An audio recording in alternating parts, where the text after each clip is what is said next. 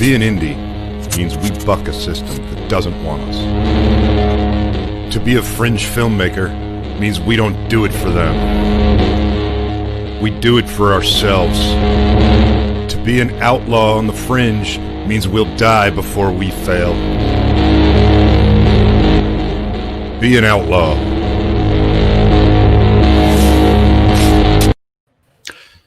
George. What's up, Joey?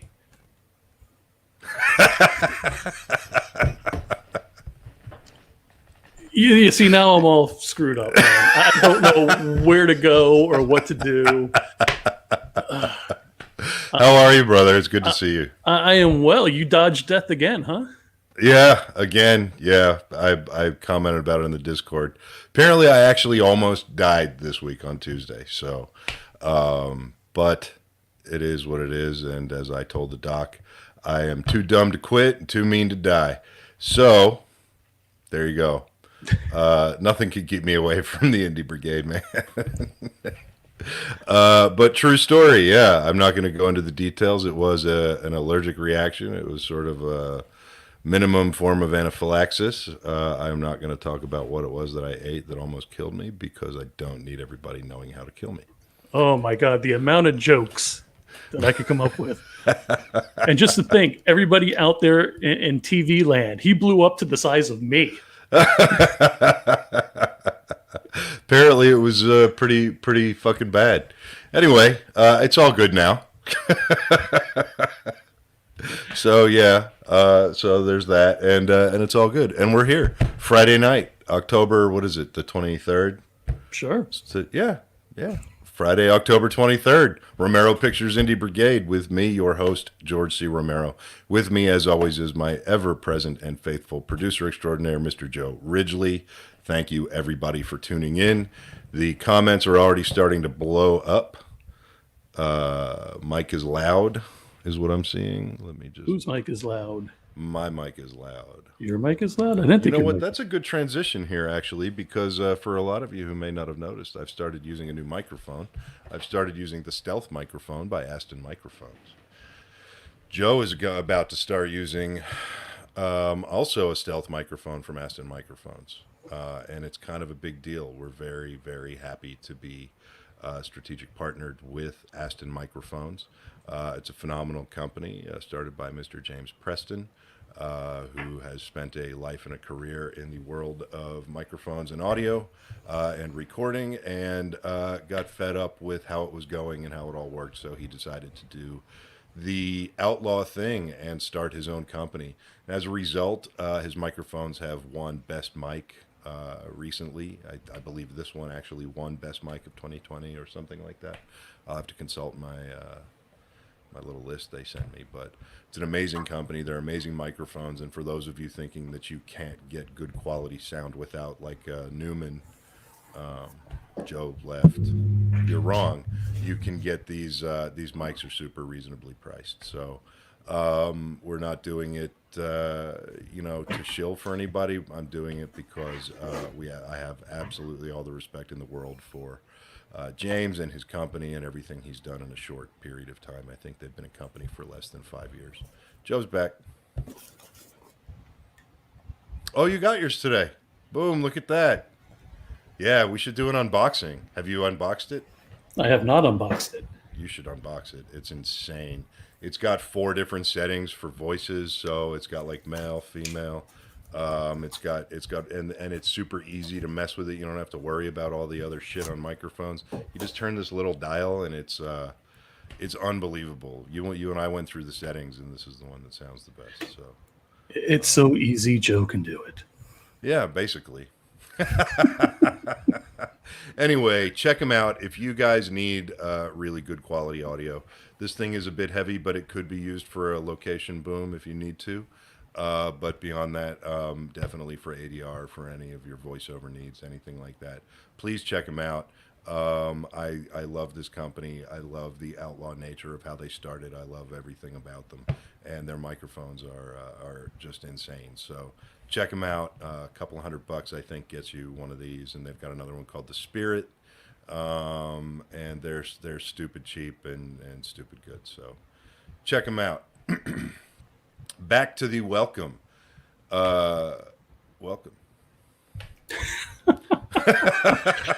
There's so many freaking comments, man. That started. I know. Look at this one. What's this? Live viewer comments show up on. Oh, hey, what's up, StreamYard?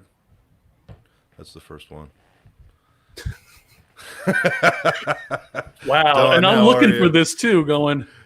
Don, how are you? I know JHP. That's Jack. That's good old Jack. Jack's back on the scene. Happy to see Jack back on the scene. Samantha, how's it going?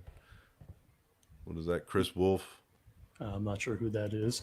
Yeah. Well, welcome. If you're new here, welcome. Let's see. Lance, love you, brother. Hey, Lance, do me a favor. Wave with your left arm.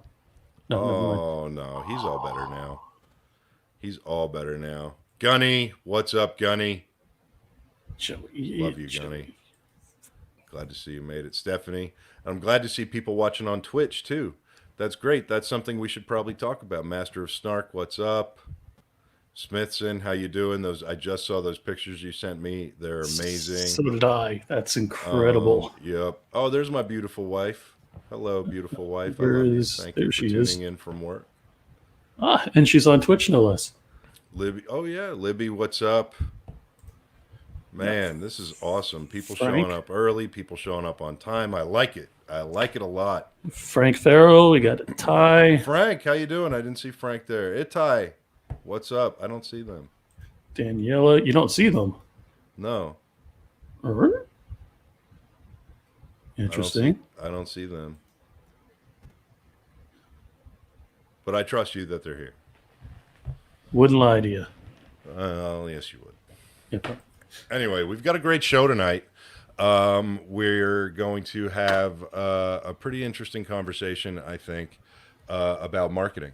For everybody out there, filmmakers who make their own films, and we put them up on Prime and we put them up on these other platforms, Joe, then we sit back and we wait for those checks to roll in. Well, how many filmmakers have we talked to who say, man, I had, 2,427 views and I got my check and it was, $2.43. Right? If you're lucky. Right? So we have uncovered what I believe to be the absolute secret ingredient to this. We've done it with all kinds of research and all kinds of, no, I can't lie to you guys. Basically, it's common sense, and we're going to go over that tonight. And we've got some great people here to talk about it. So we'll get to that in a little while. In the meantime, let's continue with our hellos. Hello. So everybody tune in Sunday night for the Wagner Wiles Heavy Metal Indie. Hold on a second. Romero Pictures Heavy Metal Indie Brigade presents the Wagner Wiles with Lance and Sam Wagner, also their co-host Tyler Shea Cohn. This week they're going to have guest producer and writer, I believe, George. Pronounce his name. It's covered up by the thing. Oh. Wait, is that all of it? Does it end with the S? Joe Yes. Barajas? Yeah, that's probably about right. Yeah. So, and he's releasing a movie, Hollow Scream. Awesome. So that's pretty cool. That should be a good time. Sunday night, 10 o'clock. Everybody be there. We know where you live. That's right. We do. And we have a gunny. Yes. And Yeah. he's mobile. Yeah. And he now has his own channel on the Discord server. The official Gunny safe space for feelings and unicorns. You can find him on that channel on our Discord server. Anybody who knows Gunny knows that he is all about your feelings. And his whole purpose in life is to make you... I can't even get through it. Gunny is... Everybody knows Gunny. He is the most motivational motherfucker you're ever going to meet. And join our Discord server. Tune into his channel on there. And I think your life will be better for it. Gunny has some of the most amazingly motivational stuff out there. He is a retired Marine. He is somebody who has earned more of my respect on earth than most people, and I love him like a brother, and I'm just proud he's here, part of the brigade. So thank you, Gunny. Let's see. He's saving up for the ice cream shop. Oh man, I hope I made you laugh, Gunny. Oh, what else? Listen, we've got some great merch. We've got new merch coming. Joe is actually sporting a little bit of the brand new merch. We've got new merch coming to the Romero Pictures Indie Brigade merch store, which can be found at romeropictures.com/merch. We've got two major categories of merch on the website. One is just straight up if you love us, if you like us, if you hate us, if you learn anything from us, if you enjoy spending any time with us on your Friday nights, go ahead and help us keep the lights on, keep the servers running, and go get you some Romero Pictures Heavy Metal Indie Brigade merch in the merch store. We've got awesome t-shirts, hoodies, long sleeve shirts, coffee mugs, stuff like that. And it's really cool stuff. And Joe's hat and Joe's shirt are two new things we're going to be adding. Beyond that, there is a section of the website of the merch store called Scare Tactical. Please go there and get your merch there. If I had to pick between which merch you guys ordered, whether you help us keep the lights on or whether you help us with our Scare Tactical line, I'm going to pick Scare Tactical all day long, because basically all the profit that we make off of any Scare Tactical sale goes directly into an account to help us help veterans, to help us kind of get stuff off the ground with the Veterans Compound. This has been a long, slow process for me. And we are working our ass off, and we need all the help we can get with the Veterans Compound. So if you want to help us and get something cool out of it, go and buy you some Scare Tactical merch. Beyond that, the other big news, we are on Twitch now. We're on Twitch and Discord. We are still on Facebook. We are still on YouTube. We are still in those places. I can't guarantee we're going to be there forever, though. So what I would like to do is ask everybody, if you have not followed us on Twitch, if you have not joined our Discord server, please do so, because we are uncovering an entirely new way of interacting with the Indie Brigade that all stem from this thought that wouldn't leave my gut, which was, how do we give the Indie Brigade to the Indie Brigade? Well, then we started researching Twitch, we started researching Discord, and we saw that this is the way. This is clearly the path to do exactly this. We've got a phenomenal community we're working on architecting on the Discord server that ties directly in with our Twitch channel. So if you do love what we do and you don't want to buy any merch or look cool, then you can still subscribe to us on Twitch. And various levels of subscription on Twitch will give you access to various things on the Discord server. We're working on very cool things there, like acting workshops, table reads for writers, a writer's room itself, not to mention regular sort of roundtable voice chats. I'm still working the schedule out, but you'll see if you go join the Discord now, you'll see the infrastructure is there, and we're working on figuring out the logistics of it. So there you go. That's our big update there. Please, please, please, if you love us, if you like us, if you enjoy spending time with us, go follow us on Twitch. Join us in this sort of kind of exciting new evolution of the Indie Brigade. Join us on Twitch. Follow us. Subscribe if you like. And join the Discord server. Become part of the community. It is amazing. It's more than just people posting pictures of of things and making dumb comments like on Facebook. There's actual conversation going on there.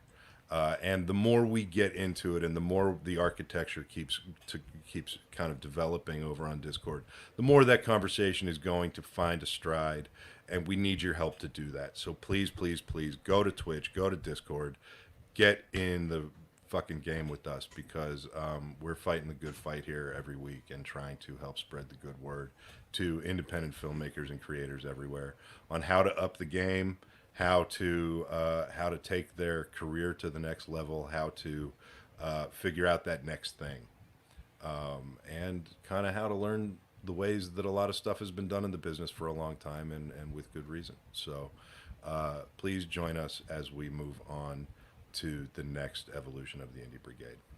And there's no excuses. I put the links for both of them in the chat on Facebook, YouTube, and Twitch. So all you got to do is click the link. It's that simple. It's literally that easy. And then when you go there, you have to go to the welcome and rules, and you have to click. If you're a veteran, there's a section just straight up for veterans.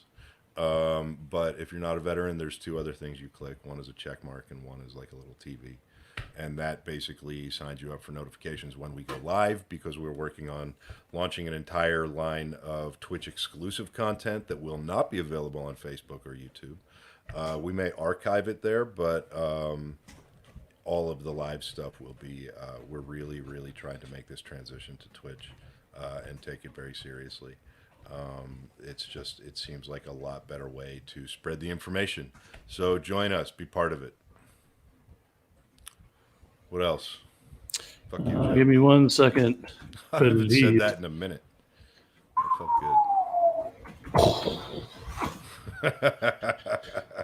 good. So at 11 o'clock, we have David Lee Madison and his guest, Bill Randolph, from Friday the 13th, Part 2, and a few other movies, from what I understand. Please stay tuned at 11 o'clock for that. You know, the way you ended that sentence, it made it sound like you were going to go into another sentence. You really need to work on your inflection there, Joe. I'm just going to sit here and draw. Nice. What else do we need to go over? What else should we touch on? Well, Is there anything else? Yeah, one more thing. We did do a new movie night last week, and we're thinking about doing it again this coming week.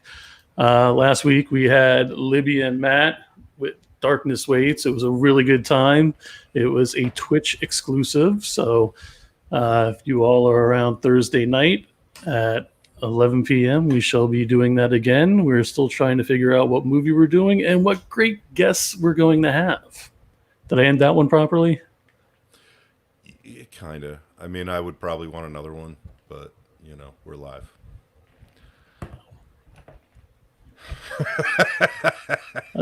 So Heavy Metal 303 is going to be coming out soon. Tell us about that, George. It's interesting. You know what's going to be in that, Joe? Articles, advertisements. Yeah. Also, issue number 1 of The Rise. So there it is right there. That's the cover for when we do the limited or when we do the full compilation of the graphic novel, once all of the story has been rolled out within issues of Heavy Metal. So I actually think it's 302. I think it's supposed to be the next one. You see, I said 302 last time, and you told me 303. I have that in writing, just so you know. I'm pretty sure you said 301 last time, and I said 302. Well, hell, I'm just screwing everything up, aren't I? But you know what? You didn't screw it up, because if it does start in 302, that means it will also be in 303, because it's coming out over the next 13 issues of Heavy Metal. So we'll just edit this out and use it again later. Huh. I'm just trying to make you feel better. Jack's trying to butter me up for something.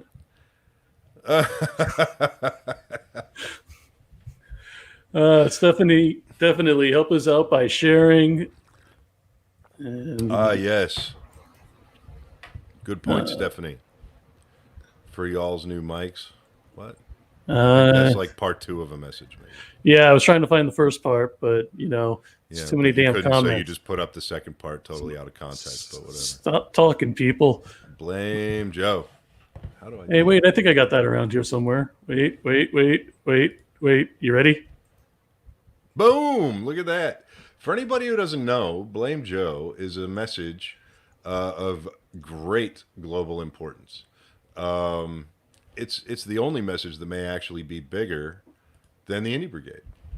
If something's going wrong, you can always just blame Joe.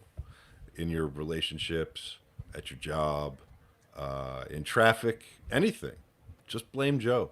It's so unbelievably awesome to just kind of let it out when you're all like, you're stuck in traffic, somebody cuts you off. It's not your fault. Just blame Joe. You'll feel better.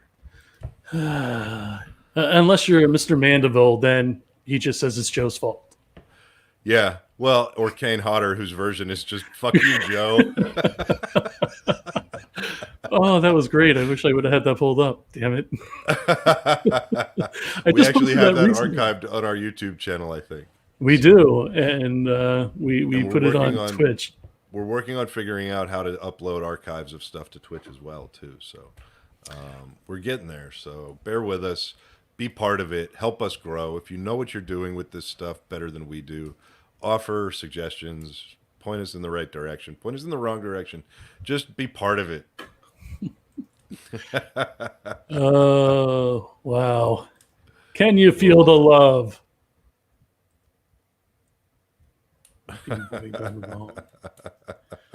Alrighty then. I'm looking at everything else. We've been asked a lot. I don't know if you have an update on it or not about Grieco's new show. So, Yeah, well, actually, Grieco is just getting his gear set up too. Grieco is going to be using an Aston microphone's Spirit mic, which is a bit different because the nature of his show is not going to be like you or me staying in one location. He's going to be moving around from place to place, whether he's going to be outside or inside. And so apparently the Spirit microphone is a better option for that. So I'm not sure if he's going to pop in tonight. If he does, maybe we can talk about that. But it's coming. I promise it's coming. We talk about it quite a lot, and he's pretty stoked to get started on it. So I would be looking at it, hopefully, maybe the next couple of weeks. Probably. cool. Richard on the go. He's nice. Mobile Richard. And real quick, if you want to run through these and then we'll pull our guests up, make sure you tune into all our other shows on the network. George, hit it. Boom. Look at this. By the way, I love this graphic. Thanks for doing this, Samantha. Samantha Wagner put this together for us. So just real quick, I'm going to start from the top left and work my way around. We've got BlameJoe. Well, we already went over that. DEF CON 1 was, of course, the very first online fan convention anybody ever did. And who did that? Oh, yeah, we did that. So that was fun. Heavy Metal, wonderful, wonderful partner of ours. Diga Studios, wonderful, wonderful partner of Romero Pictures for the Rise in the Deadverse. Of course, you guys remember when Richard recorded and released 6 Feet Away, which was another amazing first that we had here on the Indie Brigade. Coming soon, we've got Cinephiles with Dean Fernando, another one. We are working on getting a bunch of episodes done and in the can because it's not a typical sort of webcam show. It's more of a sit-down interview show with Dean and some amazing filmmakers. So we're working on that. We will keep you posted. Thank you for your patience and sticking with us. All of this stuff is coming, I promise. Below that, coming up next, we've got The End of the Night with our very own David Lee Madison. Everybody knows David. Everybody loves David. So we all look forward to his show every week, and we're proud to have him here. To the left of that is The Devil is Into Detail, which is a written blog by our own Ian Steyer, the gentleman responsible for a lot of the look and feel of the logos you see before you. And moving on, we've got What Was I Thinking? Fragments from a Dirty Ashtray, title inspired by a book of poetry written by Richard Grieco that we are working on getting out into the world as well. So his show will be coming soon. We just went over that. And then, of course, to the left, we've got the Wagner Wiles with our very own Samantha Wagner and Lance Wagner and their co-host Tyler Shacone. Next episode of that is coming up Sunday night. It's going to be very cool. And followed by the Nasty Nation with our own Chuck Nasty from Bastard Sons of a Judas Goat. Phenomenal, phenomenal sort of sludge doom band. Well, Chuck has a phenomenal audio podcast called The Nasty Nation on the Indie Brigade Network that he is working on moving to a video format. So we're all excited that that's going to be coming to the network as more of a video piece of content. I think that's super cool, and I can't wait for that. And then, of course, last but not least, we've got the Romero Pictures Heavy Metal Indie Brigade Drone Cav with our very own Terry Gerald, also known as Drone Jesus among the inner circle. This guy has forgotten more about drones than any of us could ever hope to learn. And he's given away his knowledge on a regular basis. So it really is like, it's like a film school watching his stuff. So check it out if you need to know anything about drones. And if you don't need to know anything about drones, then guess what? You're wrong. You do need to know about drones, so watch that. Above that, bring that up again real quick. Oh, my mistake. Where do you? Yeah, above that, we've got the Veterans Compound, which we discussed. There is a website at veteranscompound.org currently. If you guys want to know more about it, I'm still working on populating it, but please check it out. We will be incorporating a lot of veterans compound stuff here with the Indie Brigade as things move forward with the business of it. And then, of course, to the right of that is The Rise, which is coming out inside Heavy Metal Magazine to start with. And there's also some very, very, very cool fucking other stuff going on about it. So make sure you stay here, stay tuned, and keep paying attention, because it's one of those things that when the information starts rolling out, it's going to be like someone opened the floodgates. And I'm super excited. So make sure you don't miss out. Yeah. And to play upon that, Michael Mandaville may have something to say about that later on. I'm not sure. Possibly. About what? About something new. Oh, yeah. Yeah. Oh, okay. And just so everybody knows, it's really cool to see everybody in the brigade getting along and actually starting new projects together. There must be right? At least 4 or 5 sets of people that met on the brigade, and they're starting to work together now with these awesome projects. Some of them that we'll be able to talk about possibly next week. There's one I got to go over with you, George, before we go live next week. And I'm just What's looking up, over Ron? Comments real fast, and we are going to have to get our guests on in a moment because I see them in the lobby. What was that? We are what? Outlaws? We are... We We are trendy outlaws. trendy. Lance, I swear to God, if I was in Texas, I'd drive to where you are and smack you for that comment. I say he needs to do the chicken dance on the show next time while he eats that chip that everybody's He talking needs about. to eat that damn chip. Everybody's tired of waiting for you to eat that fucking chip.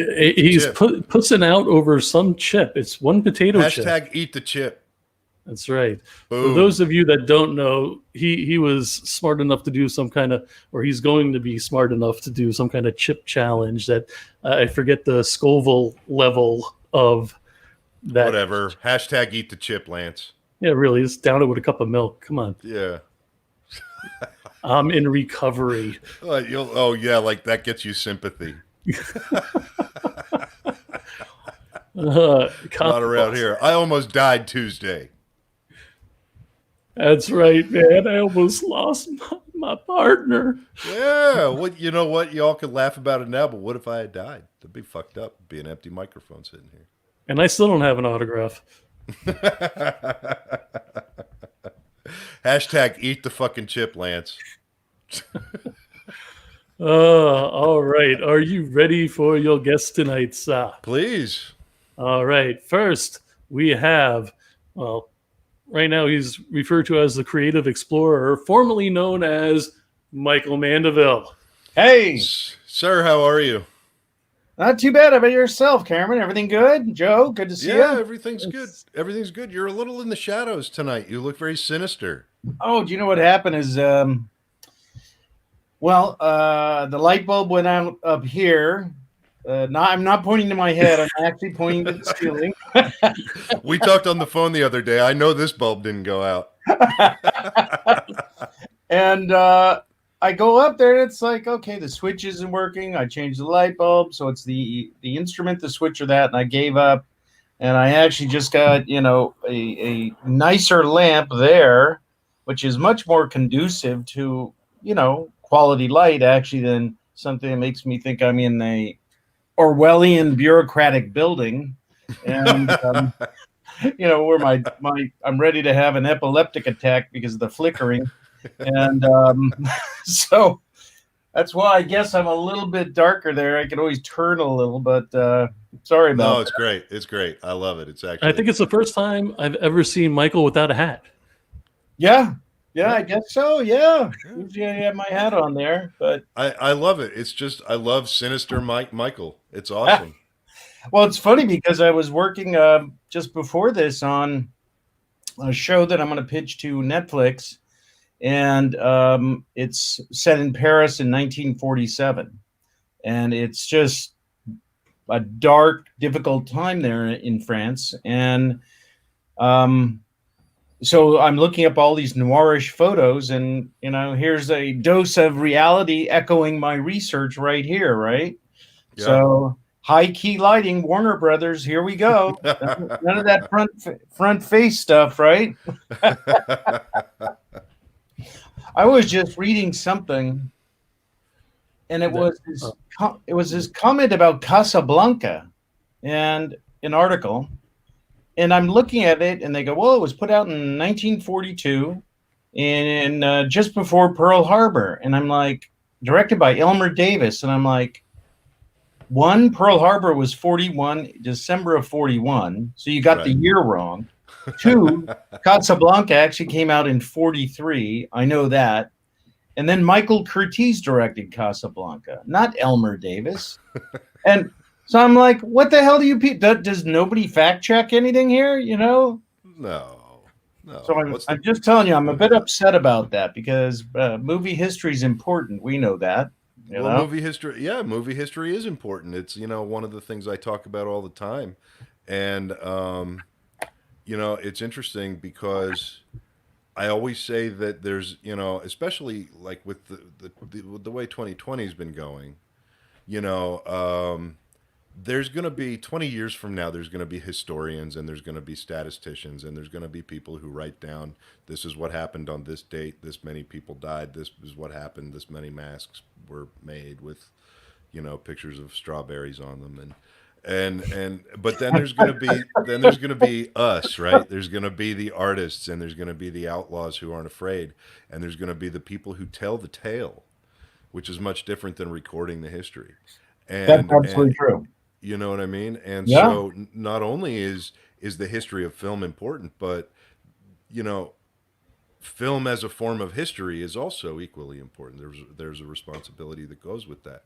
And I think if you don't respect one, you can't achieve the other.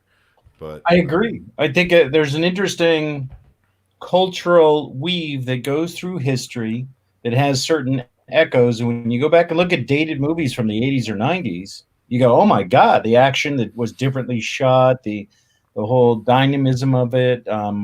There's so many things where you have suspension of disbelief where you go, oh, there's no doubt that's not flying an actual aircraft. It has no, but we suspend our disbelief willingly for a story, which actually, in many cases, I think it compels us to use our imagination immediately. It is not so spelled out with visual effects that it is, shall I say, almost a docudrama.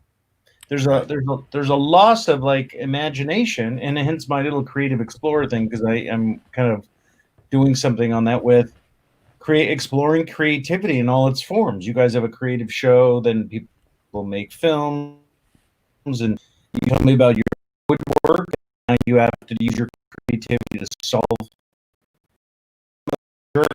Just running around with accounting degrees, I'll tell you that. And so it's kind of interesting to see how we have to use our imaginations and how some of it you give up because you go, oh, I don't need to know that fact. I've got it all right here. And you go, okay, when you lose that stuff, you won't know your mom's phone number, moron. I mean, I'm just like, there's an emergency. Yeah, it's true. But we've been conditioned. Well, now we're going to get off on one of those things. So I know, Joe, we avoid that. But got a show, guys. Got a show. We've been conditioned to like not remember. I used to have to remember people's phone numbers. Now you don't even have to. Like I barely know my own. George, you had what was referred to. Wait a minute. I was going to say a little black book, but yours was probably this freaking big. I did actually. Look here. I still to this day have one. There it is. It's well, just listen. Linear versus non-linear. Yeah, exactly. Right? So, listen. Tell everybody about Creative Explorer because this is the thing that Joe was talking about earlier. But his delivery is so bad, Michael, that he doesn't get any. So when I was trying to explain it, I said you were going to have a new program coming on, and I figured I'd let you describe it. He just can't sell it. Okay.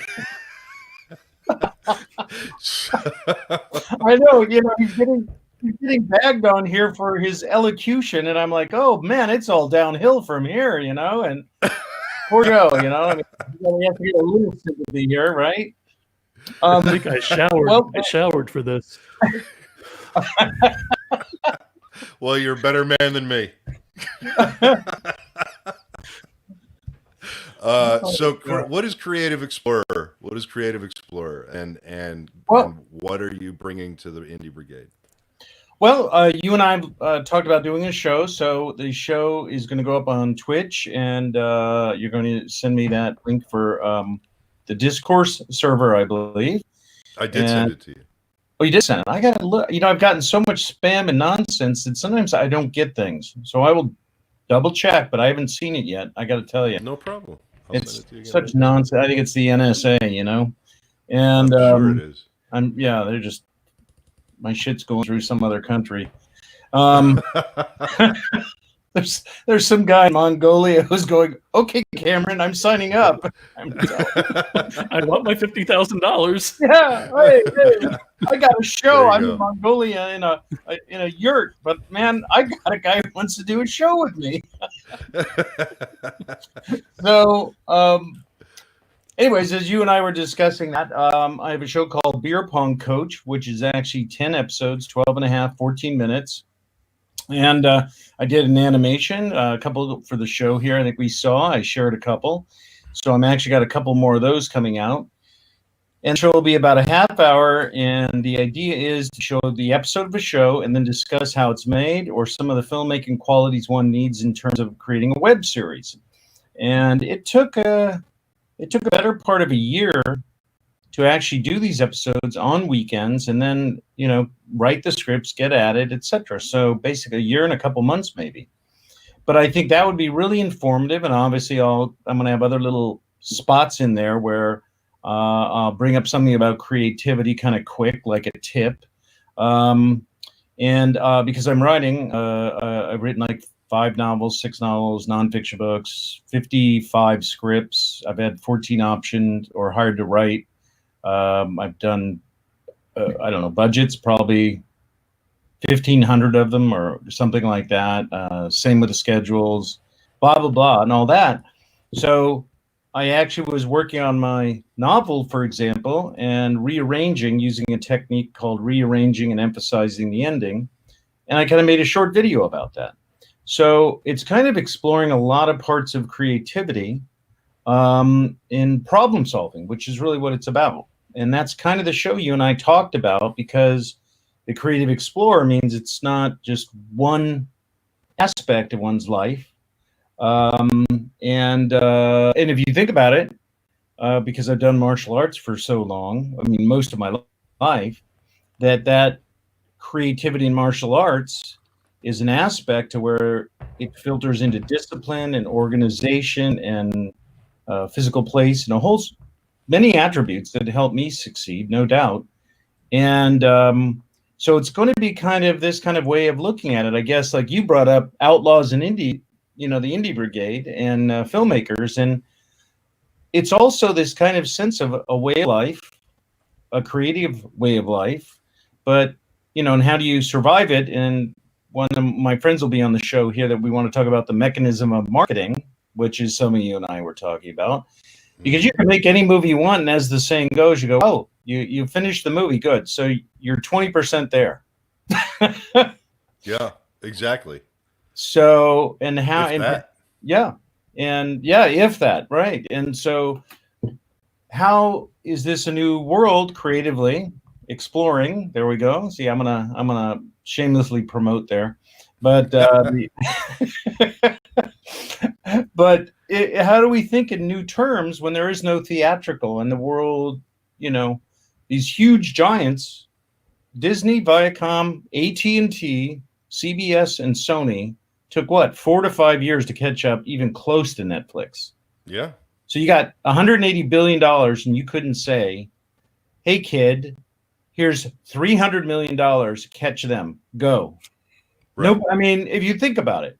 Well, yeah. And we're going to get into this deeper because, and here's a little preview of that, is the fact that you did just read that Quibi's done, right? Oh, yeah. It's toast. Yeah. Yeah. $2 billion. Yeah.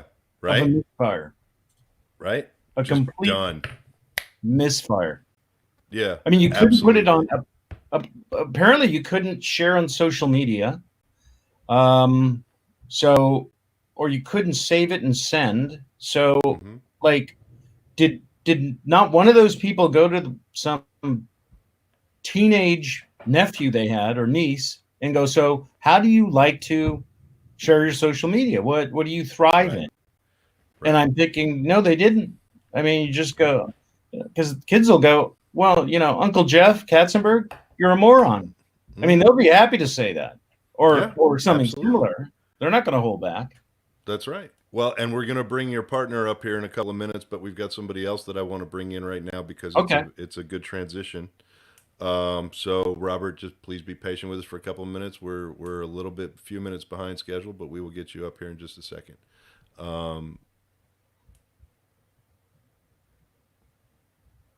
What is that look you're doing? That was me anticipating you asking me to do something. Yeah, can you bring Richard up? The problem is I can't see Richard if he's okay to come up. Oh, okay. Yes, he is. Mr. Rico. Brother. Hey guys. Hey Richard.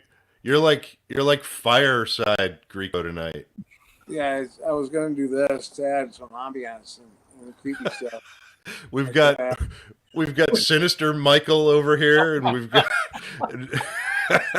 I know Rico completely out-noired me here. I'm actually not moving this candle myself.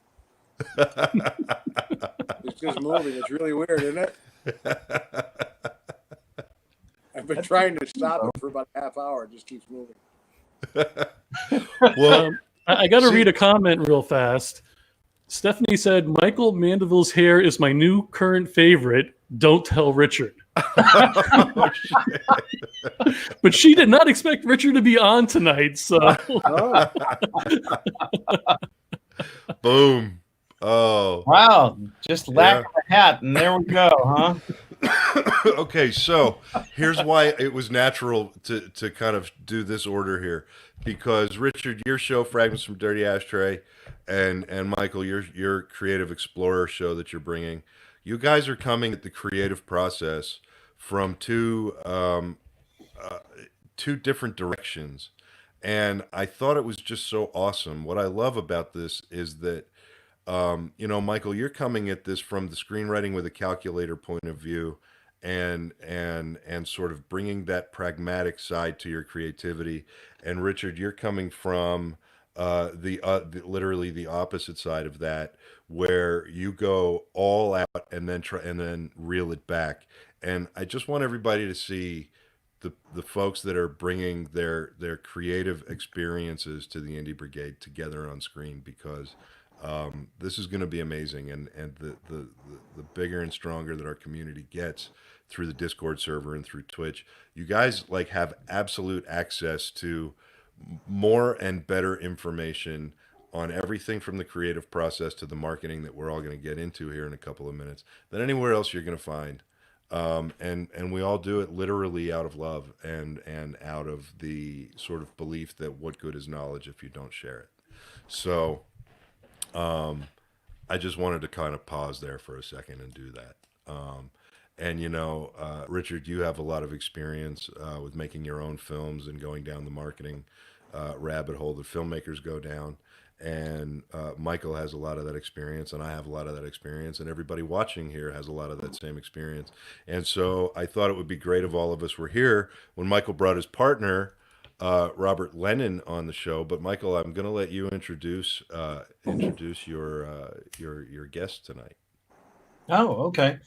Well, Robert Lennon and I actually have known each other, I'd say, about 25 years. We actually met at a karate dojo, and he does Taekwondo. I do Kempo karate, and but he ran into my instructor at a martial arts store, and he needed just some place to teach his classes. And my instructor, who's not one for martial arts jealousy, just goes, yeah, come on over, use the dojo. And so we started using it. And Robert he can tell you exactly. I know he's a 5th in military Taekwondo. He was on the DMZ in the Army.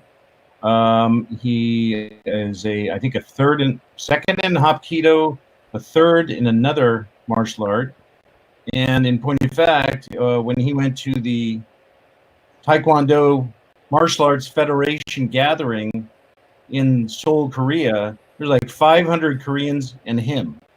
And they're like, well, who's the white dude? and so I think he earned the name Big Nose Bastard was his nickname amongst the Koreans. And he speaks Korean fluently, too. So it's kind of an interesting cultural element. And so we've known each other a long time. And then about 3-4 years ago, we said, let's go in and start a marketing agency, which we did. And so we work with CBD companies, other things like as Mundane is doing press releases, strategies, SEO, etc. And he and I have always maintained we had a project set in Korea called Body and Soul, and still pushing on that with a couple entities and seeing where we can go. But he's indefatigably organized. If you ask him a question, you're going to get a spreadsheet with like 40 answers. You're like, oh my God, you're a maniac.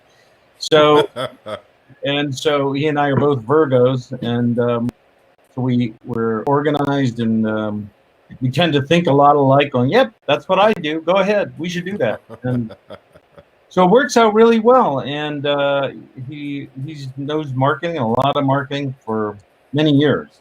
Well, I'm going to bring him up now, and I'm just saying, George, you're raising one hell of a lethal army. Robert, how are you? Hey guys, thanks for having me on. How you guys doing? Absolutely. Thanks for joining us tonight. You met Joe, I think, already, who just left the screen. We like him better when he's gone. Bye, Joe. You obviously know Michael with us as always. Richard Grieco. Nice to meet you, Richard. And I'm George. So it's very nice to meet you, and I thank you for joining us tonight. Thank you. Likewise. Yeah, it's great to be here. I thought I would change the noir, concept to my bright and shiny Asian Thailand concept. Yeah. So this is actually a photo I shot myself when my wife and I went there on honeymoon. Oh, very cool. Yeah, it was just I don't know. It fit me. So I didn't realize we were going for the friggin' Einstein look here. Otherwise, I know. No, you look great. You look great. And you sound good too. I appreciate that. So thank you. Good. Yeah, I was having issues with my other mic, so I did the headset thing. Yeah. Anyway. So, we're all excited to talk to you tonight because marketing is something that we bring up on the Indie Brigade a lot, and it's kind of like the big elusive, Moby Dick for a lot of filmmakers. Yeah. And I joked at the top of the show that I had the magic elixir for filmmakers to figure out, what to do once they put their movie out there. But there really is no magic elixir. There's just marketing. Right.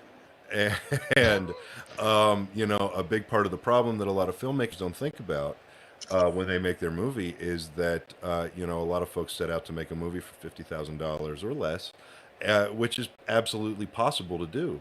But then you go out and you raise the money that you need and you spend it to make your movie, and then you're left with this amazing movie that you put all of your work, your savings, your heart, your life, your everything into, and you don't have any money set aside for marketing. Exactly. And so, my running philosophy is that while there is a lot of organic marketing you can do, there is some stuff that is going to cost you money. Yeah.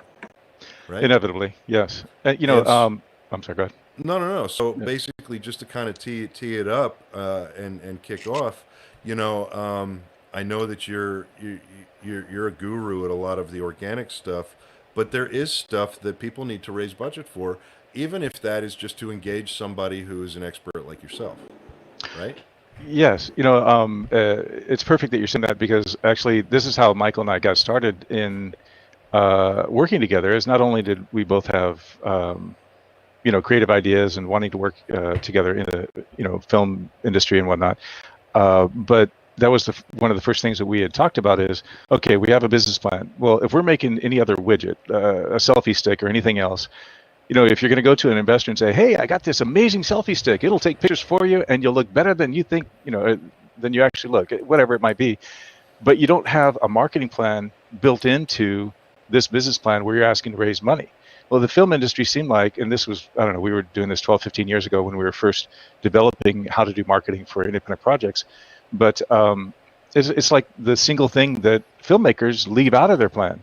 Great vision, great idea, got a budget. Hey, we got the perfect location, but there's no end result of how are we going to get this out to the public. And so that's where Michael and I started on that. And it fits right into the concept and the project with filmmaking with a calculator that he does. So yeah, that's how we, that's where we are today. Anyway, it's great that technology is now enabling people to be able to do that. But yes, eventually, inevitably, depending on the size of your project always and what your purpose is of your project, it's like if you're doing something to try and launch yourself as a filmmaker, you may not need to do something extraordinarily large, but you need to get it in front of the right people that will recognize you and bring you along to the next step, the next level. If you're trying to launch an actor, you'll focus another different way. If you're really making a project, let's say, like you noted, 50,000, and you want to sell that project, again, it's a little bit different marketing goal, what you need to do. And so making these assessments up front when you're planning your film and you're writing your script and you're creating this based on the assets available and what you have access to, it'll make all the difference in the world. But make your project and then try and market it, you're already behind the 8 ball. That's right. You need to marketing starts before you ever make the film. Yeah. Marketing has to start before you ever go ask anybody for a dime for your film. Yeah. And, I guess there's so much to kind of cover, and I know Richard is going to have some questions, and I know Michael and you have been working for a long time, and I know the conversations Michael and I have had. I guess maybe here's a good starting. I'm trying to start at like a 60,000 foot view for a lot of the folks watching, because a lot of this is stuff that a lot of filmmakers know exists, and it's that kind of thing in the ether. I've got to market it, and I've put my film here, and I've put my film there, and I know I've got to market it, and I'll share some stuff, and I'll pay for some Facebook ads and stuff like that. But in your experience, what's a good kind of rule in terms of if I'm making, say, a movie for $50,000, right? Which is sort of, Michael, that's a no budget film, correct? Right. So I'm making a no budget film for a $50,000 budget. How much above that should I really consider raising for a marketing budget? Because at that point, my goal is not so much to make millions of dollars. My goal is to make my 50 plus a little bit back so I can make another movie for more money. Right. So I guess you're scaling here your ultimate end goal. And so if you're going to make a $50,000 film, you still need to raise money above that to really market it if you really want to make your money. But then, and then it's all scalable. So realistically, like, what's a ratio of paid versus organic to start reaching goals? Wow, that's a great question, because again, it depends on your outlet for your distribution. Are you looking to only make sales, let's say VOD on Apple, or are you looking to pick up a foreign distributor? Because whatever it is, you want to light the fire. That's why we used to do 4-wall screening a lot more. But have your screening, light the fire, get the excitement. And from there, depending on where that fire is lit, you want to, continue to feed it and have it grow more. So that's where it goes back to in the beginning, based on your plan and what your ultimate goal is. Know what your break-even point is. Let's say you choose $20,000 for your marketing budget for 50,000. Well, your end goal is to break even at 70. If you are successful at breaking even at 70, and you get and of course that's after distribution fees and stuff that just totally eat up a lot of the revenue, but then you're shown as a success, and other people will come back and invest in what you're doing to help take that next step, bring it to the next level, like you're saying. So choosing an actual number is difficult without making the actual plan first. It's almost like, I want to buy a Toyota, but we know that there's so many different models of Toyota. Do you want the electric one? Are you going to use gas? Are you going to, wind up getting into a Lexus? Sorry, go ahead. One thing to kind of answer your question, Cameron, was Beer Pong coach Robert and I had a long discussion about it, because how are we going to promote that? And one thing was this: is he goes, well, you know, like a friend of mine said when I was working for a couple low budget producers like Sandy Howard and oh my God, Sam Arkoff. I worked for. I mean, these guys. Sam Arkoff did 350 movies. I mean, something like that. Beach Blanket Bingo onward, right? And he said, and Robert kind of echoed this sentiment, which is come up with 5 groups of people before you've done anything that are going to be interested in your movie, the topic, et cetera, et cetera. And on Facebook, as an example, Robert was telling me, he goes, look, you go out, you start in this particular world of today, they're going to put out true engagement. Like, so when I start talking about beer pong coach, I'm going to go into craft breweries online, Facebook. I could talk about people that are college humor oriented. Robert came up with that. And the idea that you actually have these particular groups that you start planting these seeds on. And then we're talking about getting like a CBD company, one of the ones we work with, to kind of quasi-sponsor some giveaways. So now we've got some little interest there to peak it before we've even really spent much of a dime. And then Robert is basically as cheap and or thrifty as I am. So he goes, look, if we get so much, and he'll tell the metric, and you put out a post and you get he can explain it, but you put out a post and then you get a certain number of hits on the Facebook algorithm, it's worth even boosting it for $10. So now when I look at my particular budget, you know, I say, well, how many of those groups do I want to hit for $10, as it were, a worthy post?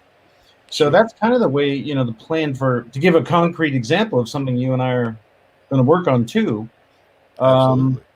And then that starts to fill out that, as you said, 60,000 foot view of 50 versus marketing proportionality. Now I got a kind of a lay of the land on that. What's that? What were you talking about, the Facebook posts scenario? Me? And it could be something else, but that's the most prominent. And you, right? It's been on Facebook, and so maybe a better viewpoint is just like you're planning your assets for what you can shoot in your film. You want to plan your assets for where you have access to reach your audiences. So you start your planning. I noticed that one question there. Where do you start your planning? You start your planning with your marketing, the same place you start your planning when you're writing your script. What assets do you have available? What are you going to work around and write with? Do you have a forest in the backyard living in, you know, at your Uncle Dan's place in Georgia? And so then that's an asset you can use for a horror film or, you know, a hunting film or whatever it might be. But then you do the same assessment of what you have available to you, people you know, who's interested, what you understand, tools you know, and make that assessment of the tools you have that you can market with, and you build that into your marketing plan as you write your script. And so you make these two happen together. Does that make sense? Yeah, you guys are talking about niche marketing. Yes. Well, yes, because you start, and this is something, an expression Michael came up with that I love, is we go niche first, we get some crossover, and then we go mass. So it depends on how it blows up and where the fire happens. And just like Michael was saying on Facebook ads, you've heard probably from any number of marketers start for $1 a day. Well, you start at $1 a day and you see which ones take and which ones show the most interest. And then you feed those. Then you make it, you know, a couple dollars a day or $5 or $10 a day as you keep that ratio of people reached to interactions engagements that you have with those posts. And that's just one example on one platform, but you budget yourself back first when you're making your budget for your film. How much budget of marketing, where can you put these out in these assets that you have? So it could be anything that you want to set it to. I would recommend at least about 40% on the lower budget range. 40% of your budget additionally on top to raise. So, right. And, you know, honestly, I probably should have led off with more of a marketing plan type question.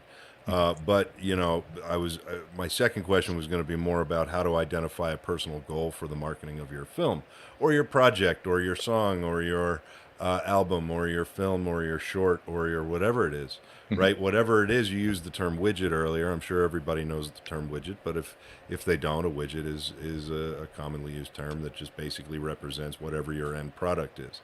And, you know, Richard and I actually have talked about this a lot lately, you know, because he just released a new single for the first time in a lot of years. And it was different than doing a film because it was a song. But Richard has recently did another film of his own called Clinton Road, and he's basically had to do a lot of this sort of niche identifying for his own work.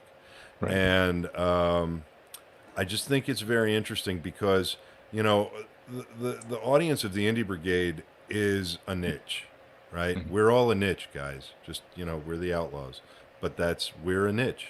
And as we work to identify deeper elements of that niche, that's how we begin to expand our reach. Somebody commented that Facebook is making it harder and harder to do things grassroots and organically now, and that's very true. They're making it very difficult, which is one of the reasons that we love Twitch and Discord. But I think when it comes to identifying these niches, I think that comes when you do start writing your script. And so, what are some ways that you can identify a starting point for your marketing plan? And I don't necessarily mean like, well, I'm writing a movie about birthday cake, so I'm going to market it to Hallmark readers and things like that. I mean, at a much more 60,000, 30,000 foot view, what are some metrics that you use to start identifying how to even start thinking about how to market your film? The riches are in the niches. So just like you're saying, if you understand your core story and your core audience, from there you can identify where that audience will be and meet them in their environment. So that's where you start making a spreadsheet of who you're going to approach. Was I waiting for that word or what? Yeah, I laugh because Michael says, "Hey, don't tell me the time. I don't want another spreadsheet." So it's like throwing friggin' chum into the water. I'm telling you. But I mean, actually, I have an example of an editorial calendar that is a full worksheet, several spreadsheets in one, that we use. Like it's. By the way, Richard, congratulations on the new song. I mean, that's great too. I was just as an aside, my wife is deeply embedded in the Korean entertainment industry, and some of her she was a stage musical actress performer. So she was like in Cats, Jesus Christ Superstar, Joseph Amazing Dreamcoats, all that. She was the leading lady for all this. So some of the people that she worked with are also top music stars, and she came out of a school equal to Juilliard, but in Korea. So the other stars are all Academy Award winners at this point in their careers. And so one of them is Yoon Do-hyun and the YB band, and we were actually helping them promote and expand their base from Korea also here into America. And so working on that, American management side of things, it was the American marketing that we needed. So back to the editorial calendar, that is a great way to plan, is understanding your story, understanding your niche, understanding your audience, knowing where to go to. Then you plan out, how am I going to disseminate this information? This is and so the example I had, it was just kind of a fun coincidence, is the YB calendar from a few years back.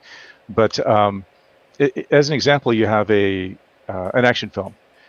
Take outtakes. You use all your B-roll and your outtakes, and use those as feeders to help develop the interest. And because of all the martial arts experience in my history, I did some stunts for a while too.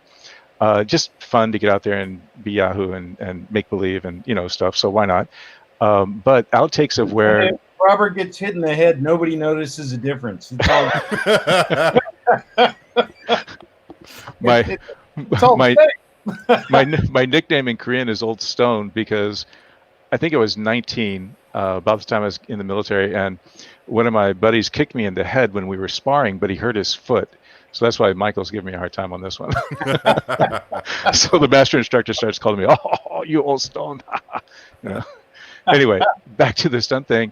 When you have the actor actually trying to do stunts as well, they may not be as some have great coordination and are athletic, and some are less so. But so when you see in an outtake an actor does a face plant in a mud puddle or something like that, it might be embarrassing to the actor at the moment, but it's a really promotable asset that you can use in your social media. So you plan these. You don't plan to have those accidents, but you plan in your editorial calendar to disseminate this stuff during production, so you get the interest and the base of your audience that you've already researched and know will be interested in your content, and and then you feed it out based on holidays and based on some current events, but you plan it and schedule it, and a lot does need to be fluid and improvised, and you have to have a great sense of humor about how you do it, but it needs to be planned. It needs to be fluid, and Well, I just got an echo. Where'd that come from? I think it's the ghost sitting up behind Richard. It is. Richard, you just kind of lean back into the shadows there. We have a question for you on the screen, actually. Daniela has a. It's crazy. I love listening to you, Robert. And I'm happy you're here and part of the brigade now. But we have a question for Richard from Daniela that's related to what we're talking about. Richard, as you branched out into a different niche, music instead of movies, did you change your marketing? I'm going to expand on that question a little bit and rephrase it and say, how did you have to think about your marketing, with your own projects, your own career? Because it's much more than just film. It's film, it's music, it's painting, it's poetry, which is coming soon. There's a lot of different elements. So how did you approach your marketing? And I guess that's it. Yeah. See, he's the original creative explorer. That's right. So you just gave it a definition as creative explorer, and Richard completely embodies that, and one informs the other. I'm sure he would probably affirm that, but there we go. And Jennifer also says that you jumped out of a window on Booker. Two-story window. Two-story blind free fall. Wow, that's crazy. Damn. Running, so you see the window, right, Robert? Uh-huh. And you're about 20 feet. Obviously, you look and see where the airbag is and the big pad and everything in front. Right.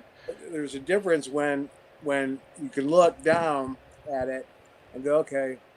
So if you could just step on the window and fall down and go and do your turn and stuff like that, it's fine. Right. But when you have to run, probably because it was a dolly shot. Actually, it was a Steadicam following me out the window. Then they had a camera down below, having me out. So jumping out of a window on probably a 20-foot run is so scary. It's scary as shit because your mind's telling you nothing's there. Yes. You know something's there. Right. And I remember stopping 3 times before I did it. Uh-huh. Running and stopping. I said, okay. They said, you want Eves, who's my stunt double, he did a few things. I did most of my own stuff, but I said, no, I got it. And I did it, and but it was really scary. I know I got off on a tangent, but well, that's why they call it a blind. It scares. It is scary to do that. Yes. Is it awesome though once you do it, like, and you're done, or you're like, I want to do it again? Oh, it was the last shot of the night, which also was scary too. Oh, at nighttime There's too. no reason for that. In Vancouver, and it's always wet. Yeah. Right. It's just. Yeah. That's on bumper stickers, actually. Vancouver. It's always wet here. Oh man, that's my respect level true. went up a couple notches right there. That's so cool. But with regard to your marketing, how did you have to think about your marketing differently? And then I want to transition your answer into asking, how Michael and Robert would kind of think about that. So how did you have to think about your marketing differently? You do and you don't. I did. I've been very fortunate because of Jump Street and Booker and the other films I've done. They've been big overseas, and so I have a big following overseas in Europe and Asia and stuff like that. And but when you market, like for example, when I released my first album, I was told by the people that handled me. I think I'm not going to mention the agency, but one of the biggest agencies, if not the biggest, my manager at the time said, you can't release it in the United States because someone at your level doesn't do music. So that was back in 1996. So I ended up just releasing in Europe, and it went gold, and 2 songs went gold over there too. So I toured in Europe for 6 months, and then came back here. And I know it's totally different now, but then, for example, when I did my artwork, that was another thing. So because it seems like people here in the States, especially in the business, kind of put you in the categories or boxes. Yeah. Like, okay, you're an actor, you're a director, you're an artist, you're a musician. And so when you can do a lot of things, and then and it wasn't for Dennis Hopper, I wouldn't have shown my art publicly ever. He's the one that told me, he said, man, you know what, man, it's not about you, man. It's about them, man. It's, you know, and it's up here, man. It's not a pina colada. It's the earth, man. And so, like, what? I have no idea what you're talking about. But I got it. So I actually did my first painting on Facebook. Just put it as my profile picture, and someone wanted to buy it. So I called a friend of mine in New York, art guy, who does a lot of art, handles a lot of big people, what price point should I put on? And it was pretty high, and I did, and she bought it. And so that's where I leveled that off. As far as acting, directing, I always try to, like Robert brought it up, and we've talked about it before, when you have a budget, and let's say hypothetically the budget's $350,000. Let's talk about something that's we can work with. You know what I mean? I've always tried to tell, like, let's say I don't like to have a lot of investors, maybe 1, 2, or 3 at the most. Because I don't like 100 dentists, in a movie, trying to be executive producers. But I always try to put away a third for P&A, and I always try to do something before the movie starts, whether it be like on Clinton Road, we did a prank of me on Clinton Road, of getting, we set it up where these 2 people were dressed up, but you couldn't really see them. It was dark, and they're walking down the middle of the road, and it was live. And we got, we got probably 560,000 views, because everyone thought it was real, but it wasn't. And so we kicked up Clinton Road that way. I think, for me, I'll be honest with you, it's been kind of a truculence for me because like Attack of the Unknown's out right now, and then I have stuff going with Romero, but then I'm promoting a song, and then I got a painting, and then so to kind of, I guess you got to promote yourself as a brand, and you have different capacities of what you do, but it seems like when I painted, I took 4 years off to paint. I turned down every movie, everything, and just painted. And then that's all I did was concentrate on painting. Then I did one-man shows in LA and different other cities and stuff like that, and promoted the shit out of that. But it always came up in interviews. So what's your next movie? Or didn't I hear you're directing this? Or when are you going to release another album? So then they bring into, it's like bringing, it's like a smorgasbord of a bunch of different things. And it's like, in this town, it's like cottage cheese, peanut butter, pineapple, and rutabaga. I mean, it doesn't mix. So it's like going, what does he do? What does he do? Is he painting now? I guess he doesn't want to act anymore. Is he singing now? I guess he doesn't want to paint. I mean, so, but, like, for example, Clinton Road, I made sure I had a name that was viable here in the States and also in Europe, and that was Ice-T. Somebody that I could bank on in the European markets and here to at least get me to a point where I could sell it and get a good distributor and at least get it out there. And we got it out there for about 50 theaters here in the States, and it's very smart. because I think that's, especially when you're dealing with that type of budget, 350 to 500, you need 2 names, even if they're only in it for like 10 minutes. Yeah. You know what I mean? It's just, and that's what a lot of people do with me. They'll say, Richard, do you want to do this movie? It's just 3 scenes, but then I find I go, okay, I'll do it.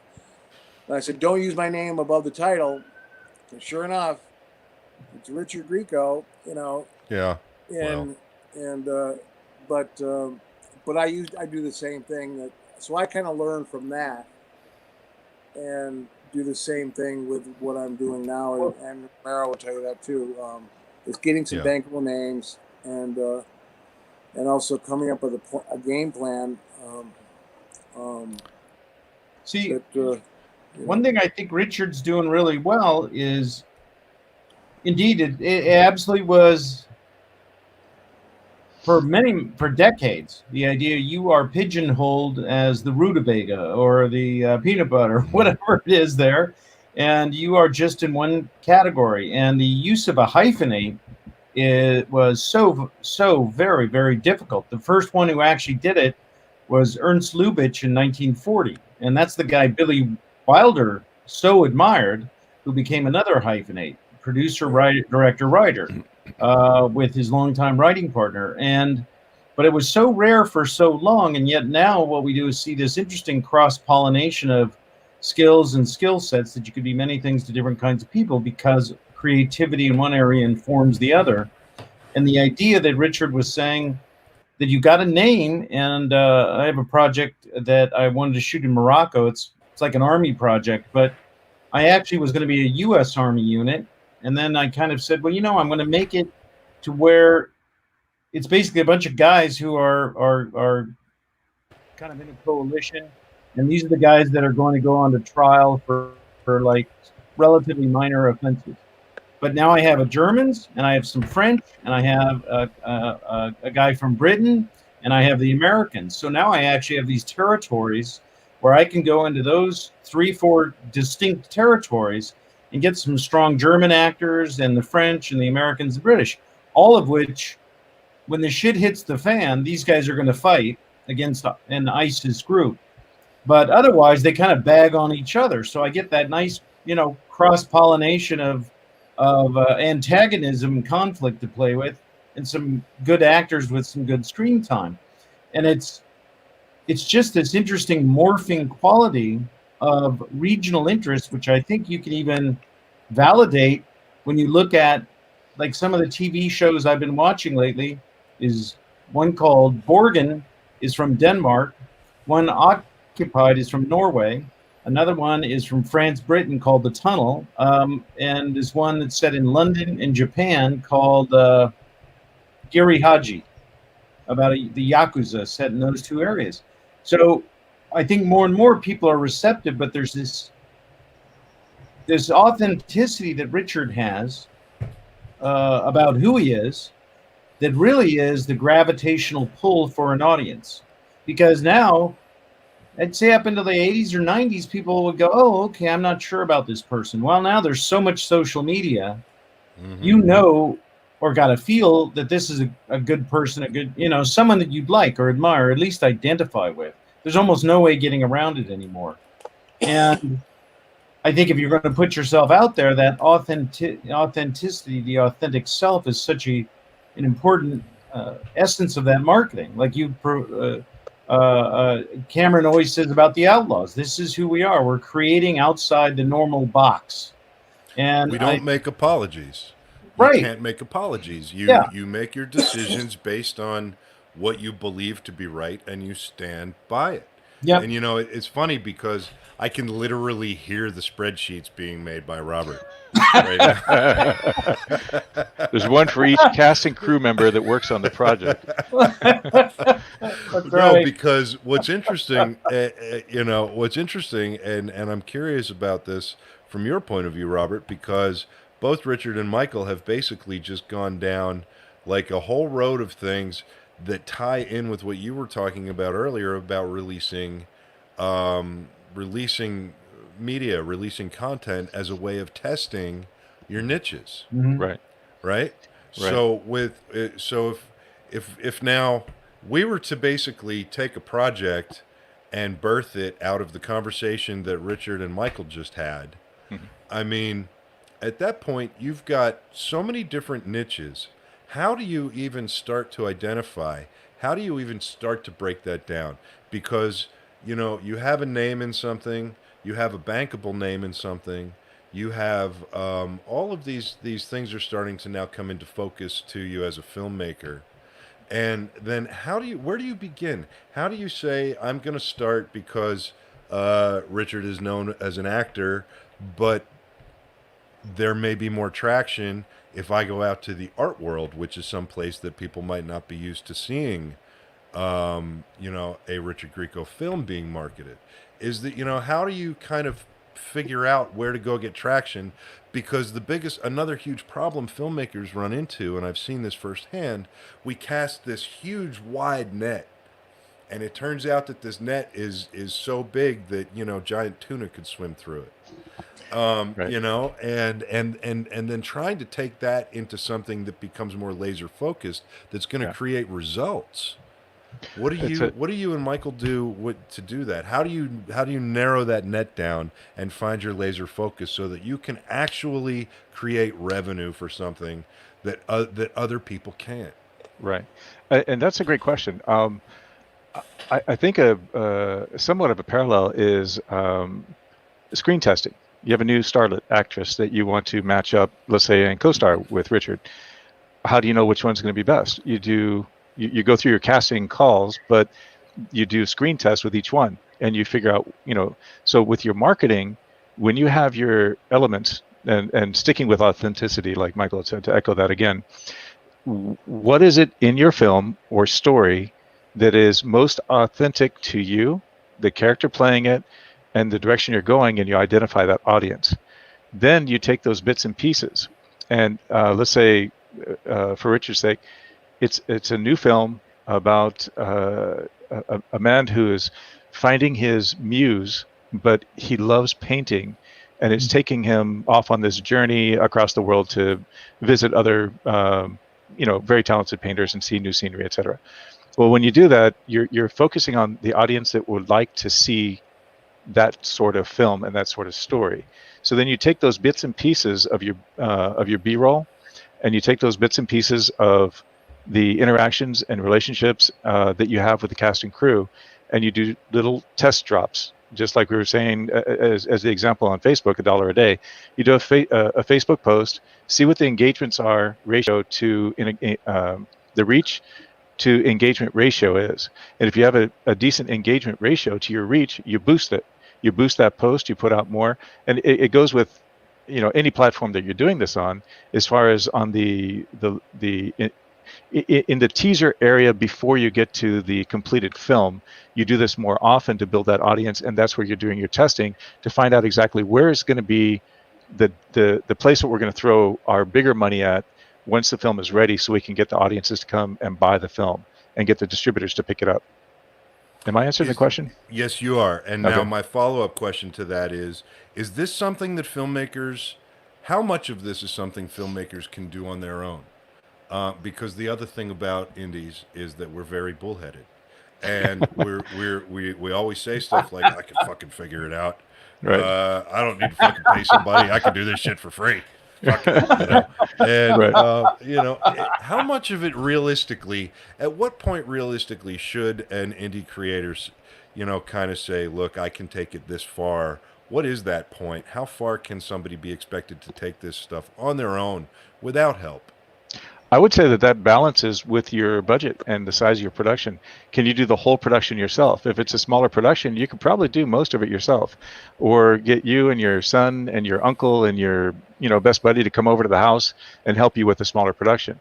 So, well, then the equivalent comparison is when you're doing your marketing, how big do you want to make the marketing? If it's going to match the lower budget on the film, maybe you can do it all by yourself. But if you have a larger film, and let's say, for the example that Richard had noted, 350,000, or if we're going for $500,000 to $1 million, do you have the time, resource, skill, reach to effectively spend the money properly so that you get a good ROI on it? Or are you going to be the one sitting there buried. You have no automation. You don't know what you're doing. You don't know how to use your tools that you're using, and you're just burning time and money right there. So there's a balance in that, and you want to think about, you need a team that's going to help you with your marketing budget the same way you need a team that's going to help you promote or produce the film to start with. Right. The short answer is it's a full-time job. It's a freaking headache if you don't know what you're doing. Yeah, exactly. It's frustrating, really frustrating. And some people are able to learn, and some just decide to keep banging their head against the wall. Well, some people are wired this way. Some people are just simply not wired to think like this. And that's one of the things that we work on really hard here at the Brigade, is to kind of help change that wiring a little bit. Leave the ego behind. Yeah, absolutely. You can always learn from somebody. There's always somebody better than you out there at anything that you do. The odds, you will, and the better you get at something, your odds of meeting that person who's better than you increase. And every time you meet that person who's stronger than you in something is an opportunity to learn. And every opportunity to learn is an opportunity to grow stronger and, absorb that additional life force and become a bigger, better, faster, stronger version of yourself as a creator. Yeah, exactly. Well said. Michael and I, we because we've known each other and we started our friendship in a martial arts school, we relate a lot of our philosophy of life to martial arts. And just what you're saying exactly, it's core to me, and I know Michael as well. But okay, not to be braggadocious, but at one point I had won a national championship. Okay, it doesn't mean somebody else out there couldn't kick my ass at the time. I just happened to be in that tournament. The people that showed up, I was the guy. Okay, but in the long run, if I just stayed in the gym and only trained in the one karate school, martial art taekwondo school at the time, and never got out to a tournament, I wouldn't have been able to have my ass kicked a few more times in tournaments to have my learning curve to grow. So we get out, just like you're saying, it's exactly right. We get out, we go to more tournaments, then we get to larger tournaments, and then instead of in your division you have 10 people, you have 50 people in your division. It makes a long fucking two or 3 days, without a break in between. And at the finals, everybody's injured, limping around. But you got to that final point and you start using your mind more now. What can I do to work around my injuries? And same with the film. Let's say your key grip comes down with the flu. It can't come into work. You work around that. One of your main lights that you're using in a pack of 3 break down. What do? You work around it. So we become more creative explorer, and figure out ways to overcome and accomplish still, That's right. That's absolutely right. The same with marketing. It's applicable to everywhere. Absolutely. And including with my wife. There's no doubt of that.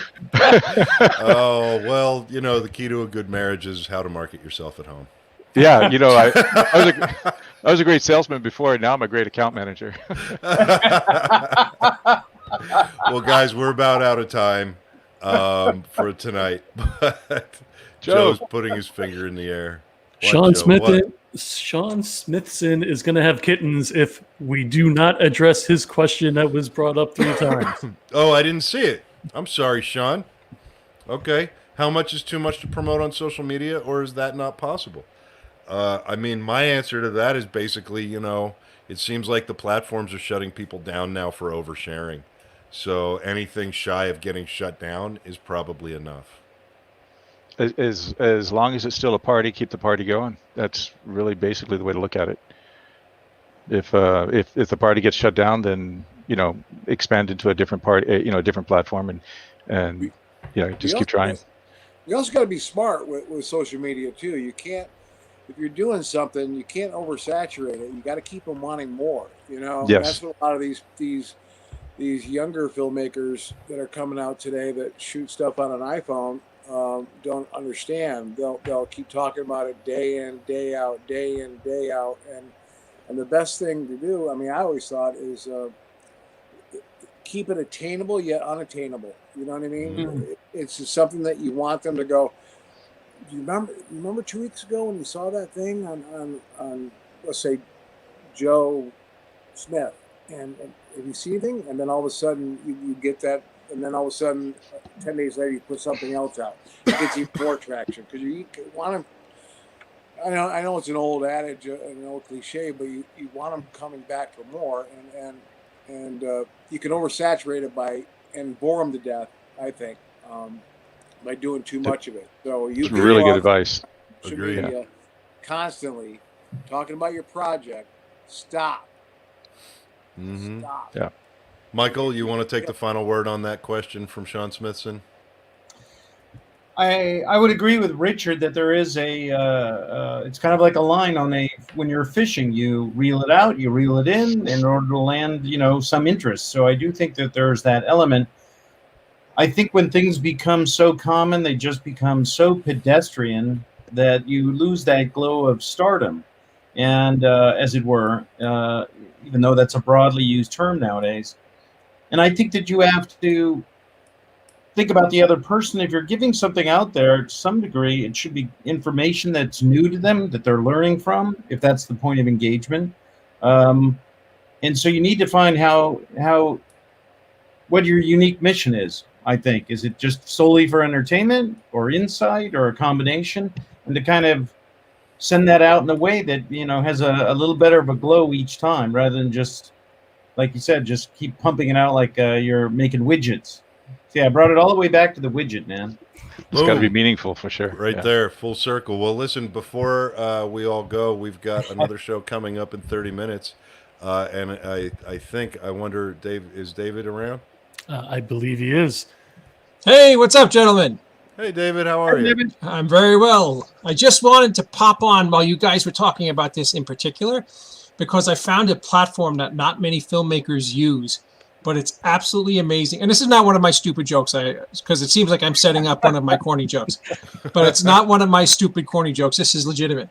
I found a platform that gives me absolutely amazing results, and it's really inexpensive, and I literally reach millions of people. Filmmakers need to try Pinterest. Create a pin with a 30-second trailer to your film, and link it to Amazon or Tubi or wherever you want them to purchase your film or to watch it. And you'll be absolutely amazed. I did for my film, Mr. Hush, which was just recently put out on Amazon Prime, where you could watch it for free. I did some ads on Pinterest, and the amount of viewership went absolutely through the roof. And it's not the first place people would think to promote films, but it's they have something like 80 million subscribers, and nobody promotes films on there until I just opened my big fat mouth. But it's an absolute gold mine, and it's something that all you indie filmmakers should check out if you are trying to promote a independent film. That's great. What's Great great about a information. platform like Pinterest is that it's traditionally not used, like you said, it's traditionally not used for films. So when you go into an area like that with something non-traditional, you capture such a huge section of that market share because people they're not used to seeing it. And so more people on that platform are going to be like, oh, this is really cool. This is on Pinterest now. That's really good advice, David. Thank you. And what's really cool about it is that it allows you to tag it like Facebook and stuff. So if you just put like Halloween, then everybody who's on Pinterest who's looking for like a Halloween recipe or decoration information, your video pops up. I paid $50 to run a Pinterest ad for a week, and it got hit by 7 million people for $50. Awesome. That's incredible. So think about the outreach you get for very minimal money. And Pinterest, I mean, people are using it for recipes and stuff, but it really is just not like a YouTube or another, place where it's just another platform where people go to get information. Right. Absolutely. So it's That's really great information. yeah. I'm sorry, George. No. Go ahead. Yeah. Sorry. I mean, now you'll see like the new Spider-Man movie will be on Pinterest, but it really is a really cool platform. And that's the only stupidity I wanted to spew. I was sitting here like, I want to tell these guys about my great new thing, but No, it's not stupid at all. I'm happy you came on and talked about it. And I thought you were done, so I was going to cleverly transition by saying, speaking of places people go to get knowledge, you've got a pretty great show coming up in a little less. Yes, if you want to come on at 11 o'clock and kill every brain cell that you still have left, you could come on and watch Bill Randolph, the great star of Friday the 13th Part 2 with me tonight. You never know what other celebs are going to pop in and just, give me the business and call me a moron. And we're just going to have a great show and have a good time. Awesome. Well, thank you for coming on. Thank you for telling us what's coming up. And we're about to sign off here. So, thank you. It was great seeing you, gentlemen. Good seeing you too, David. Take care. Thank you. Michael, Robert, Robert, welcome to the Indie Brigade, man. Thank you. Usually I throw a lot more expletives in there, but feel free to use your freedom of speech with me. Fuck yeah, man. Michael and I are liberal with each other on that. And we're happy and proud to have you, and thank you for sharing all of your knowledge, and thank you for keeping Michael safe, because I worry about him. There's many worries. I just want to walk into a bar with these two guys and start talking shit to people. Dude, I'm retired, man. I've got a whole most by hammy right now. So, a bar is actually, I think, where Michael uttered the word "screenwriting with a calculator" to me for the first time. It sure was. Yep, exactly it. Great ideas are born by the Irish in bars. They just can't get out enough. Get out of the bars, you mean? That's exactly what I meant. Michael, thank you so much for coming on tonight. guys. Robert, thank you. thank Richard, you. brother, Richard, I love you. Love you too, See you guys. Thank you very All right. much. Very We much. will catch you next time. Always an honor. So here we are again, sir.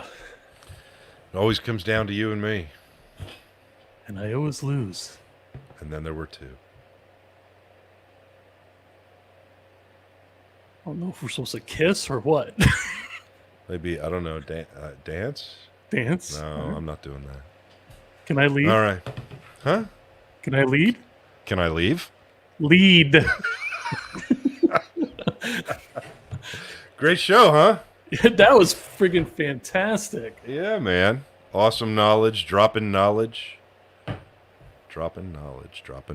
Romero Pictures Heavy Metal Indie Brigade, with me, your host, George C. Romero, and with me, as always, my ever-present and faithful producer extraordinaire, Mr. Joe Ridgely. We've just dropped some fucking knowledge. Stick around. There's a lot more knowledge on our Discord server. If you're not on there yet, you're literally missing the fuck out. Get And on board. again, Get I on the train. put it in the comments for every platform. So Yeah. click it. So no fucking excuses. Do this shit. Help us. Join us. Stay with us on this journey. It's awesome. And it's fun. And I love every single one of you in the brigade. And thank you for being part of it. And thank you for sticking with us.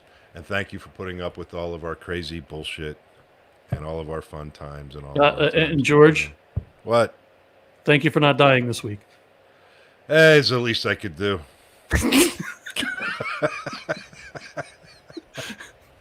All right. Okay, everybody. You ready, Joe?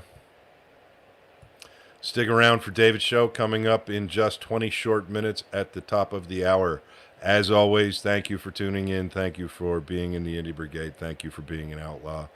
And as always, fuck off till next time.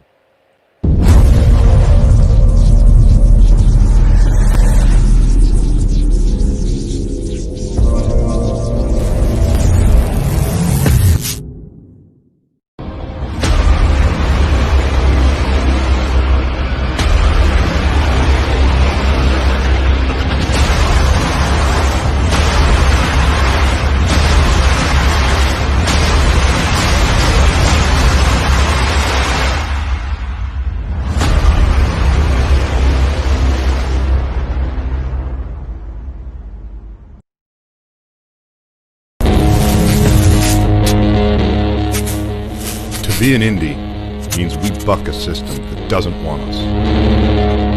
To be a fringe filmmaker means we don't do it for them. We do it for ourselves. To be an outlaw on the fringe means we'll die before we fail. Be an outlaw.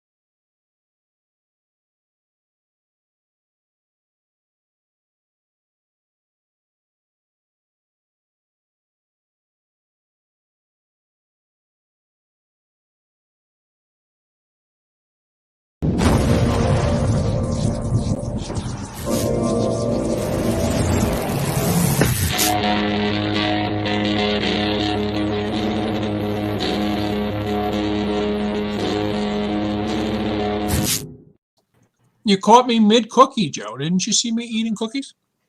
I have a tub of freaking candy here for Halloween, and I'm like ready to dig in, and you're already eating? You just got to do the show for me. I have half a Milano left. All right, bye. Anyway, so welcome to another episode of David Lee Madison's The End of the Night. He's almost done chewing. Still chewing. And chewing. I'm back. How are you? I'm okay. Don't choke. I don't want you like aspirating or anything, all right? It'd be the dream of many people. By the way, if I sound like shit tonight, I apologize because I usually have a nice Rode microphone right here that I do my show with. But for some bizarre reason, I can't get it to hook up tonight. So it's not working. So I'm just using the little crappy microphone that's on this camera. And so I apologize to everybody for not being my usual standard of excellence. Or lack thereof. Dark Side has cookies. Yes, we do. We have double chocolate Milanos. So I tell you, Joe, I've been a crazy, crazy, crazy man lately. I spent almost 20 hours a day for the last 8 days making my new film. And yesterday, a friend of ours... You can't just stop there. What's the name of the new film? I don't want to put it out yet. Upcoming Untitled Project. All right. Upcoming Untitled Project. And yesterday, a friend of the show and somebody you know I'm an enormous fan of, Marianne Hagen, joined our cast and played my lovely wife Jenny. And we shot right on the Delaware River in some of the most beautifully scenic shots I've ever shot. And she was absolutely amazing. She's a great actress and just great to have on set. What is Sean? Hey Joe and David. Oh, by the way, David, you always sound like crap. Laugh out loud. Just kidding. Just kidding. He's got a warped sense of humor. He belongs here. I love Sean, and I do sound like crap, so I'm fine with it. So tonight's show, we're supposed to have Bill Randolph on, and I say that because Bill didn't make our AV check. Is he in the green room by any chance? He is, but with no video. Okay. Oh, wait. No. Now he has video. Yay. So we should have Bill on. That's awesome. So in about 10 minutes, we're going to have Bill on, or tell me what we're doing. We're going to pull Bill up at 11:10 like we do all of our first guest. I don't know. I'm looking at Bill right now, and I got to put my hair back and put a hat on because his hair is going to outweigh my hair. He's going to win the hair battle? He's going to win the hair battle, yes. So sweet. No, Bill's a great guy, and we'll have him on in a few minutes. Segment I wanted to do last week, but the show got in the way. I wanted to do a segment of some of the very, very worst sequels to great horror films, and I'm curious to see if you agree with me on some of these. Okay. My first one, I think the first film. Oh, Sean, now you. I don't even know. This network, it's funny, Joe. This network is supposedly for everybody to come and sing Kumbaya together and drink the same cola. Your chops. I loaded pictures. You left yourself wide open. And all love and you're picking on me and Sean's. I don't even do the Blame Joe stuff. Like if you accidentally detonated a nuclear device and blew up half the country, I'd be shit happens. I wouldn't blame Joe. Things happen. But you got to throw a jab at my freaking... Oh, man. By the way, it's a prequel. So shame on you. But it came out after the... Okay, yeah, you're right. Okay. It takes place during the Civil War, dude. Bottoms up, everybody. Amen to that. Are you drinking milk too? Sure, we'll call it that. Okay. So the very, very first of the movie, I think they wound up making 3 total, but the first one is a pop culture, an American horror icon masterpiece. But did you guys see the Lost Boys sequel, The Lost Boys, The Tribe, which has one of those weird covers that can change? Isn't that kind of cool? Yeah. I actually did see that. And it had Kiefer Sutherland's brother. That's what you do when you can't get Kiefer. I was not aware of that. Yeah, he's the main guy, Angus Sutherland, and of course Corey Feldman and Jameson Olander reprised their roles as the Frog Brothers, which is kind of cool, and where Corey Haim comes back as a vampire, which is really the best part of the movie. But so wait a minute, was that the second sequel or the third sequel? No, this is the second sequel. Okay. The Tribe. I'm almost 9% sure. Okay. But I think Tom Savini's in the beginning of this movie too. So, but Lost Boys, great movie. Lost Boys, everything after the Lost Boys sequels, not so much. Now, my next one is probably the greatest crime against humanity. The fact that this movie even has the same name as the original is horrifying. I know what it is. What is it? Fright Night 2. Ding, ding, ding, ding. We have a loser. How did I know? Fright Night 2. Great. Isn't the cover freaking awesome? It's a great cover. Great cover. This is rare, by the way. The DVD, nobody has the original Artisan DVD. I think they only printed up 5,000, and I bought 4,500 of them. And the movie had Rodney McDowall, and it had William Ragsdale, who was Charlie in the first movie, and it had Tommy Lee Wallace, who directed Halloween 3, so that's probably why this really sucked ass. But Fright Night was, every frame of Fright Night was a masterpiece. It was one of the best horror movies of all time. I love that movie every Halloween. I watch it every other night throughout the year. Fright Night's just a great movie. Fright Night 2 should be used as a coaster. So are you impressed that we were on the same wavelength and I knew that? We're connected. We're brothers from another mother. Now, the next one is, I think they might made 5 or 6. Halloween 3 is Life, David Lee. Not mine, pal. Well, Lance looks at it as a totally different movie when it was supposed to go a different direction. And oh no, I totally get it. Halloween 3. It was a standalone. Supposedly, Carpenter wanted to make Halloween movies that all were going to have different scary stories to tell apart from Michael Myers. And if Halloween 3 was just a standalone B movie that Carpenter made, like They Live or anything, it'd be a cool little fright flick.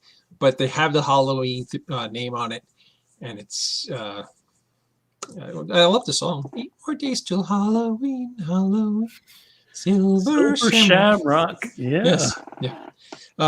Oh wow! I said 8 more days. Tom Atkins is a cool guy. He's actually been over my house. I love Tom Atkins. It's just not a great movie. And the next one, I think there has been 5 or 6 of these, but this one specifically, the first one was a really cool flick. In fact, our first guest on the end of the night on the Romero Pictures Indie Brigade, our first guest, Dan Roebuck, starred in the original. But the second one is just an absolute train wreck. Final Destination 2. Oh. Now, this movie will always be remembered, if I'm not mistaken, for having the giant car accident scene where they are driving behind that giant truck that has the trees in it. The log trees, yeah. The log trees, yeah.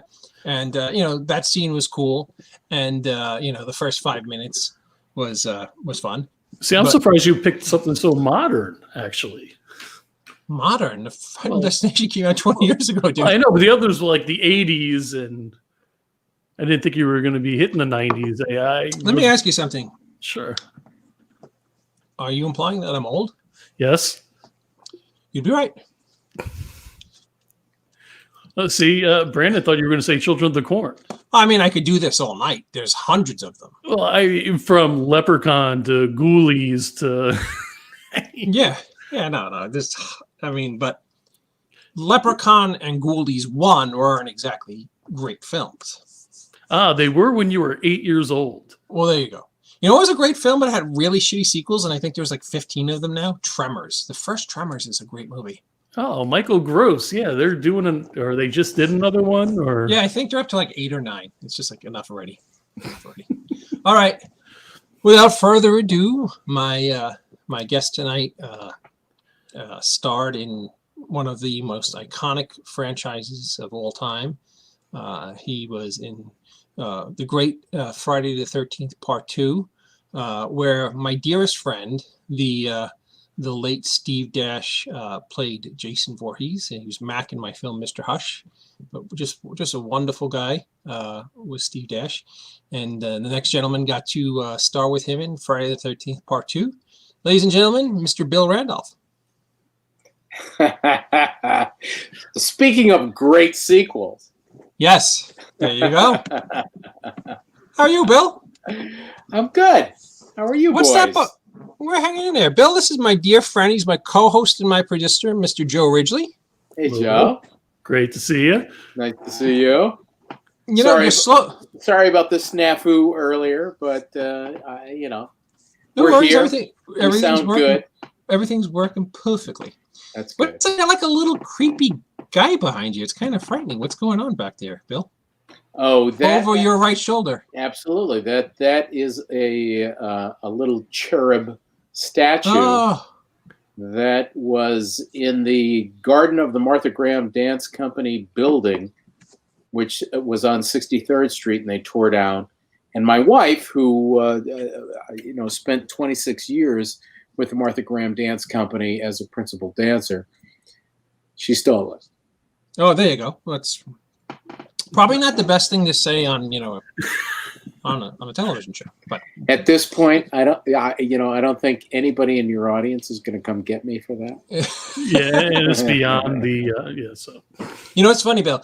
From when you're on the screen and there's all three of us, it just looks like do you remember Buck Rogers, the little robotic character? it's like Twiggy. It looks like Twiggy back there. I was like, wow, this is so cool. Bill has a Twiggy. So how are you handling all this shit going on in the world, my friend? Oh, I mean, to begin with, it was a really kind of fun adventure, and now I'm just bored to shit. It's it's just gotten to that point where you have no idea when it's going to end, and it is not as much fun as it was, or tolerable. In the sense, and the thing is that living in New York City, a lot of things have come back. Yeah, I mean, we've gotten to the point where restaurants are coming back, everybody's coming back, and there are a lot of people on the streets. But it's just that whole idea of every time you walk outside of your house, you're putting on a mask, and which I've never had a problem with. But it's like, essentially, I was lucky I have a dog, so I had to walk my dog, 3 times a day during this whole thing.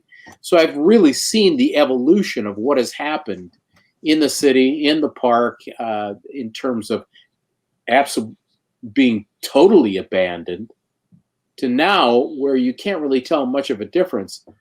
Difference being is that people are still social distancing and having their masks on. So. And certainly, socially, it's not like you can just say, hey, let's go to the bar and have a drink. No, I hear you. That just doesn't happen. Well, interesting fact for New York, though, movie theaters were allowed to open up as of today. Wow. Really? I didn't know that. Wow. I mean, that's got to be so scary. Because you right around the corner from me on, I forget where it is, like 83rd or 84th, there's a huge AMC Lowe's theater.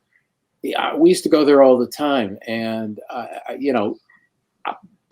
it'll be amazing once that place opens again, because what a difference.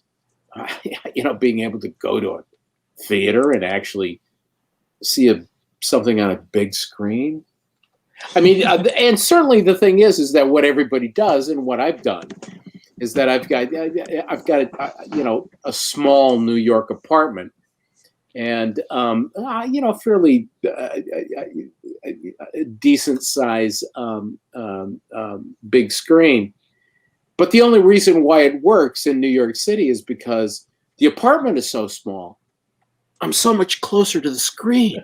So it looks like I'm in a big theater. You're like an IMAX. Exactly. It's like, so, my wife always, because I stream movies until, 4:00 in the morning and my wife comes through and in the middle of the night and she says, Bill, don't sit so close to the TV. Yeah, but I'm getting the experience. I never gotten a chance to ask you this, but yeah, you got to work on Dress to Kill with Brian De Palma. Can you share any stories of what that was like? Well, what was even more interesting was the fact that I was working with his wife, because I shot all of my scenes with Nancy Allen. Mm-hmm. And I had some interesting connections. He actually was an executive producer on a film that I did from a filmmaker up at Sarah Lawrence called Gold Mine. And I hate myself because I can't remember the director's name. But anyway, so I had met them through that project, both because when I auditioned for that project, Nancy was at the audition. So, fortunately for that meeting, they just kind of, the powers that be just kind of called me up and said, do you want to do this? And so I did it. Now I had a great time with Nancy and I didn't really have that much connection with Brian. Mm-hmm. It was more through Nancy than it was through Brian. So at this point, probably he would run over me in the street and wouldn't even know who I was. So I figure that seeing that Friday the 13th Part 2 came out in 81, as I recall. Yeah, it was really. I guess you shot it in 1980.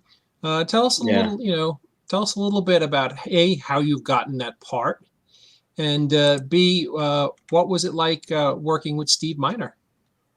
I got the part. Simon and Cumin, Meg Simon and Fran Cumin were the casting directors, and I had known them because they're just They were New York casting directors. I'm not even sure if they're still working. And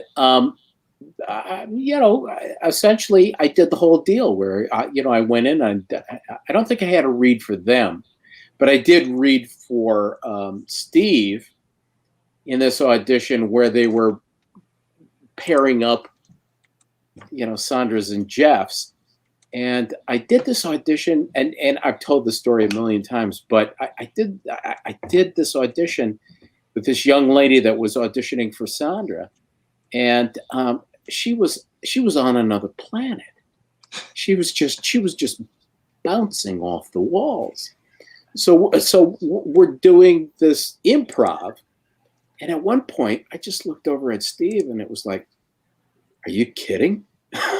I couldn't believe what this girl was coming up with. And he looked back at me. We had a moment. We both laughed, and I think that's when I got the part, because it was one of these deals where it was such an absurd situation, and we both recognized how absurd it was. But I love Steve. Steve and I got along great, and it's interesting because now that the Blu-ray box has come out, and seeing his interview and seeing Amy Steele's interview and seeing all the different extras that they have, for Friday the 13th for Part 2, it was really kind of fun to watch Steve again, because I didn't have the same kind of friendly relationship that Steve and Amy and I think that John Fury had. I think the three of them, because they were doing all the night scenes and were on set a lot longer than most of us. They had a different camaraderie than all of us campers, us counselors. The counselors, we had a great time. Now, when you were filming Friday the 13th Part 2, or Friday the 13th, the original had already become like an iconic franchise, or Jason had become an iconic character. While you were making the movie, did those lasting images of you still talking about the movie 45 years later like pop into your head, like this is something that's going to be a big part of my life? Absolutely not.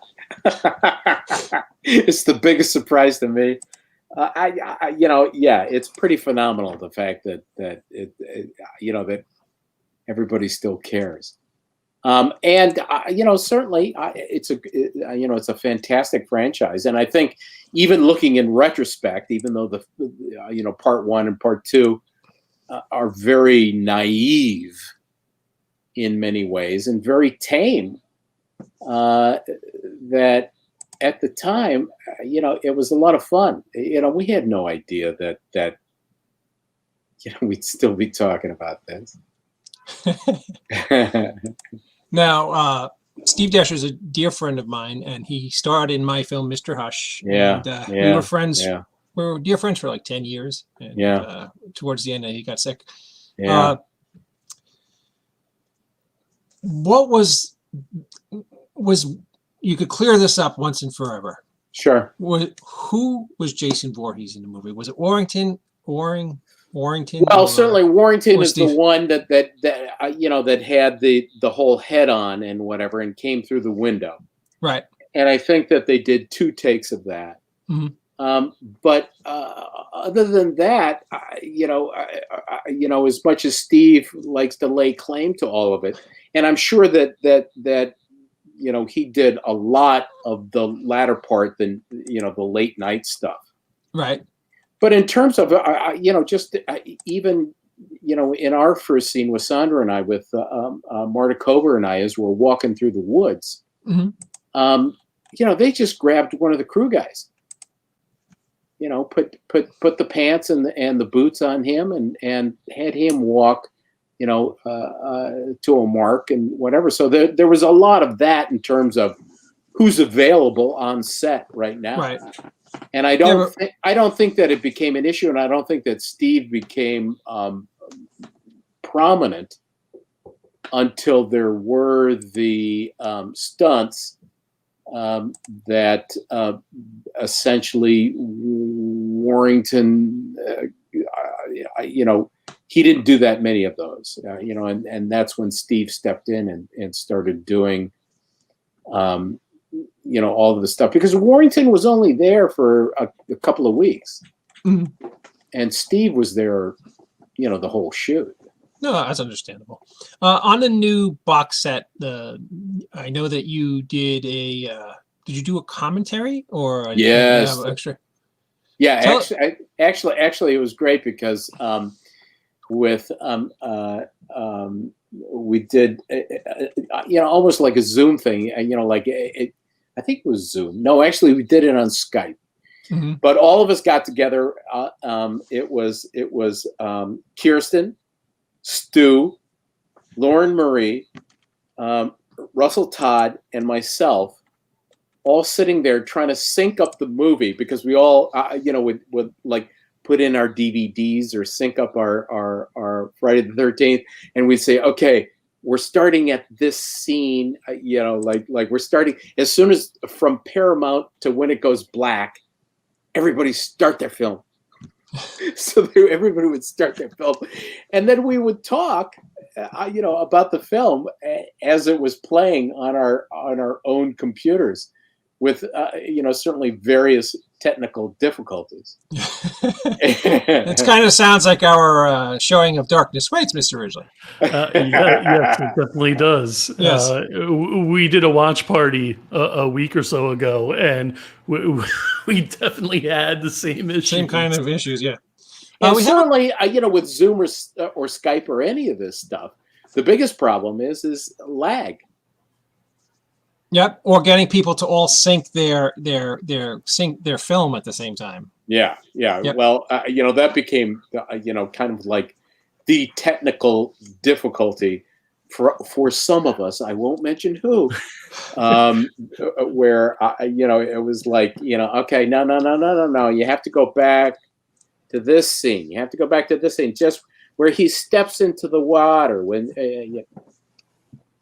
So what water? Is the first time he goes in the water or the second time he goes in the water? The first step, the second step, the third step. Yeah, what are we talking about? And then of course, when you do with the 3, 2, 1. So, well, do I start on 0 or do I start on 1? When do I start? I don't get it.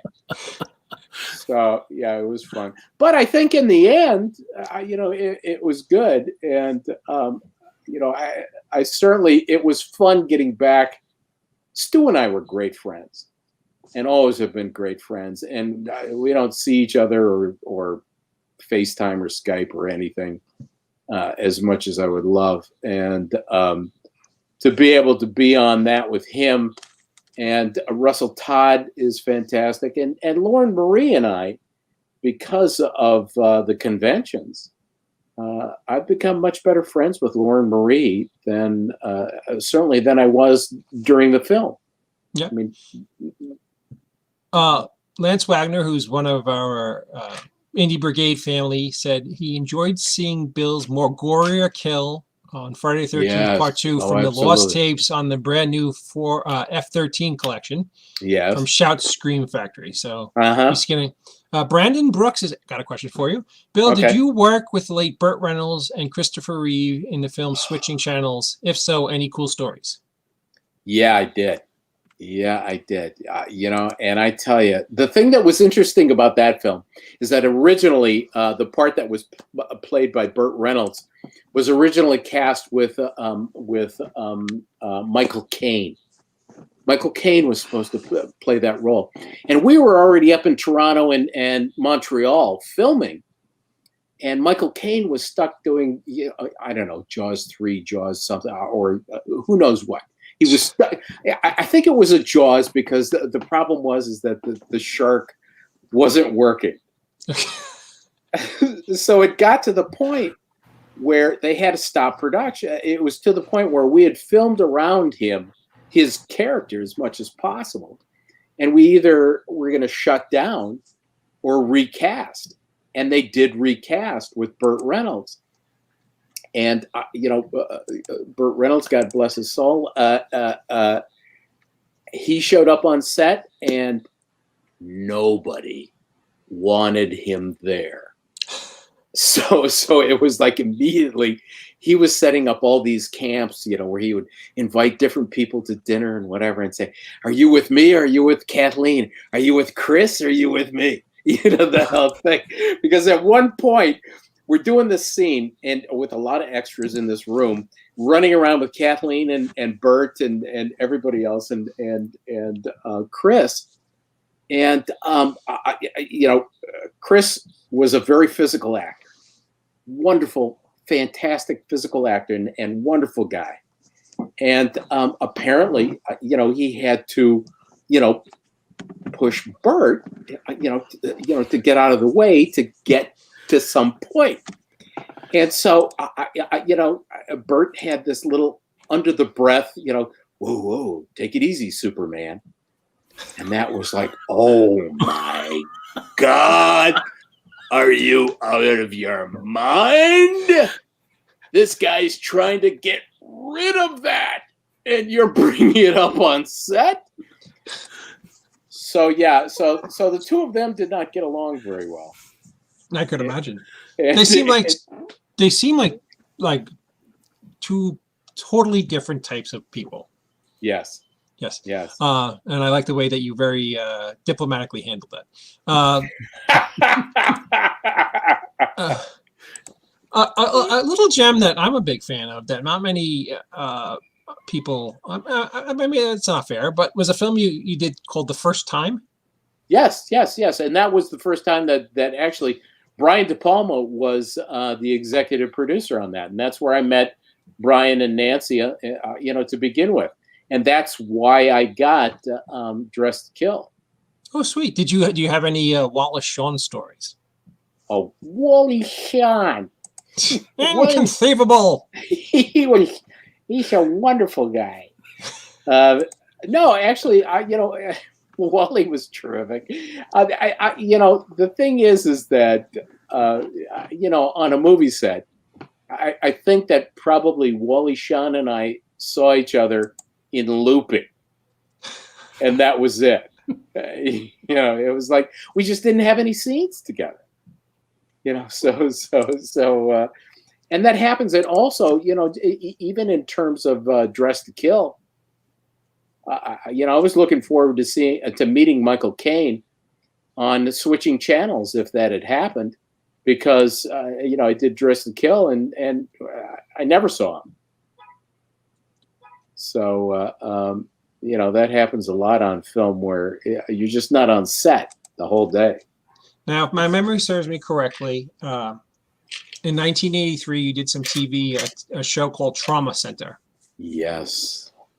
What do you got? Lou Ferrigno. Lou Ferrigno. A beautiful, wonderful, gentle human being. He's the sweetest guy on the face of the earth. But of course, he talks like this. Of course, we did 13 episodes, and on page 5 of every single episode, it goes, the reason why I talk like this is because when I was 3 years old, I lost my hearing.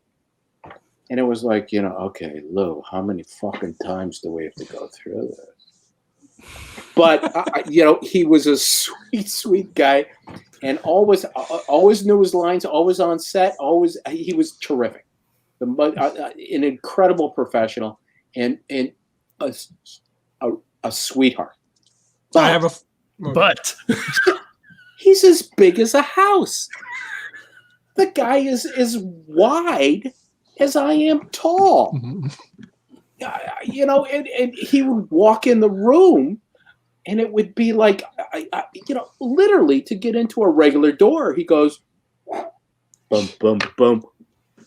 And it's like, it's frightening. Funny story. I was doing a convention, and I was actually in between. Lou Ferrigno was on one side of me, and on the other side of me was Sam J. Jones of Flash Gordon fame. Oh yeah. And they got into a fight. I thought I was gonna and I'm 6'7", 285 pounds, and wow. I was like horrified to be between these two because I thought they were. I was like, the Hulk and Flash Gordon are going to kill each other. Like, really, all they have to do is walk towards you and squish you. Yes, it's one hell of a sandwich. Yes. Really? Yeah. So that's my horrifying Lou Ferrigno story. Wow. Yeah, and as far as that TV show, Trauma Center, was that Wendy Malik's first television or her first? Wendy Malick. Wendy Malick. Yeah. Wendy Malick. I tell you, the one thing that was fun about Trauma Center was that us all being, and Wendy Malick is a New York actress, and James Naughton is a New York actor, and I was a New York actor, so we were all out there renting houses, while we were, filming this thing. So we all got, these like guest houses and whatever. I got a guest house, but the two of them got real houses on Malibu, right there on the Malibu beach. So, we would, hit the beach and have barbecues, and it was kind of an unreal situation, and it's too bad that the series was not great. The series was very, very episodic, very predictable, but had some really fantastic. I mean, Dorian Harewood was fantastic, and there were some really great actors in that.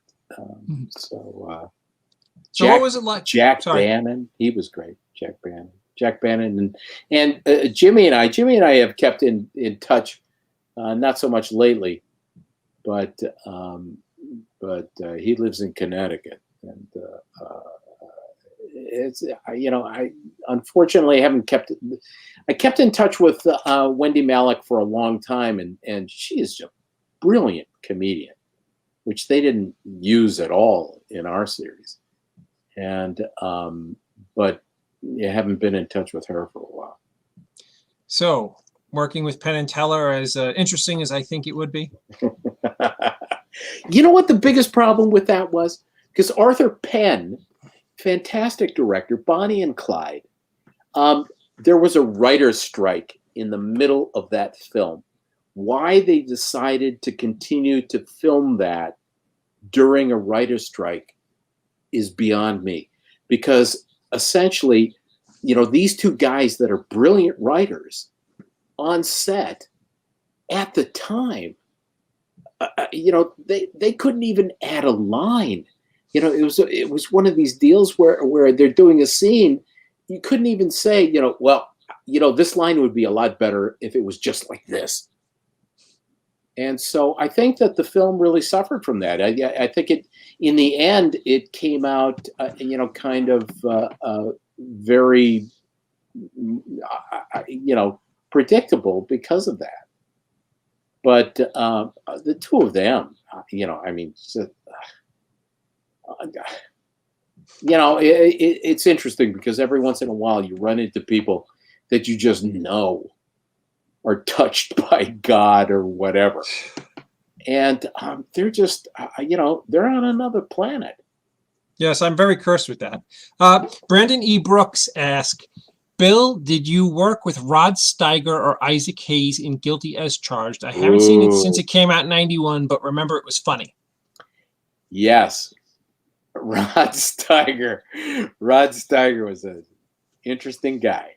Rod Steiger, and the thing that's interesting is like all these people, and certainly you got to imagine that somebody like Rod Steiger, who's on another plane in terms of fame or whatever, he doesn't trust anybody.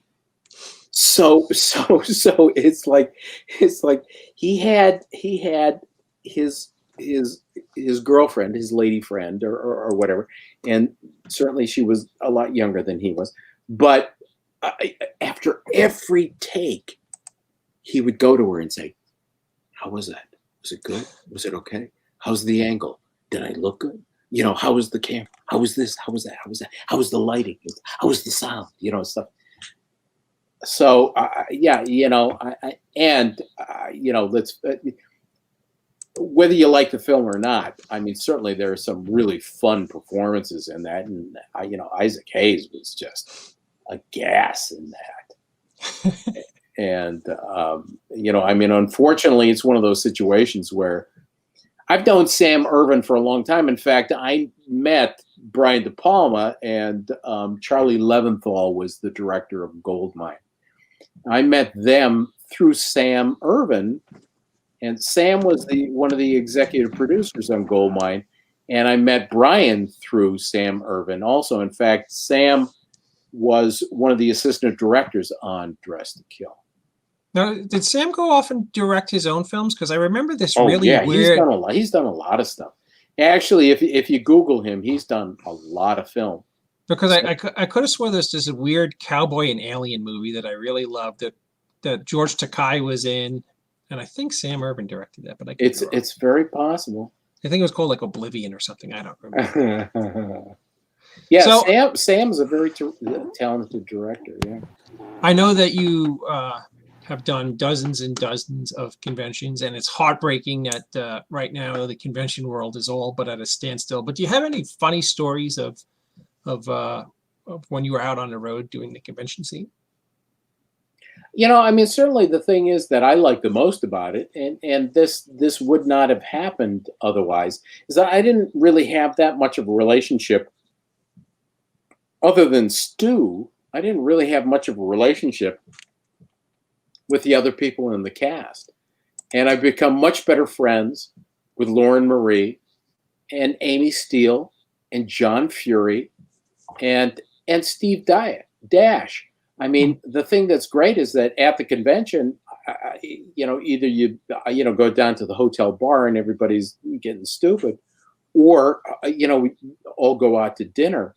And because when we were on set, we were on 2 different camps. We stayed at one camp, and then the set camp was about a mile around the lake to the other side. And we were working all night and sleeping all day.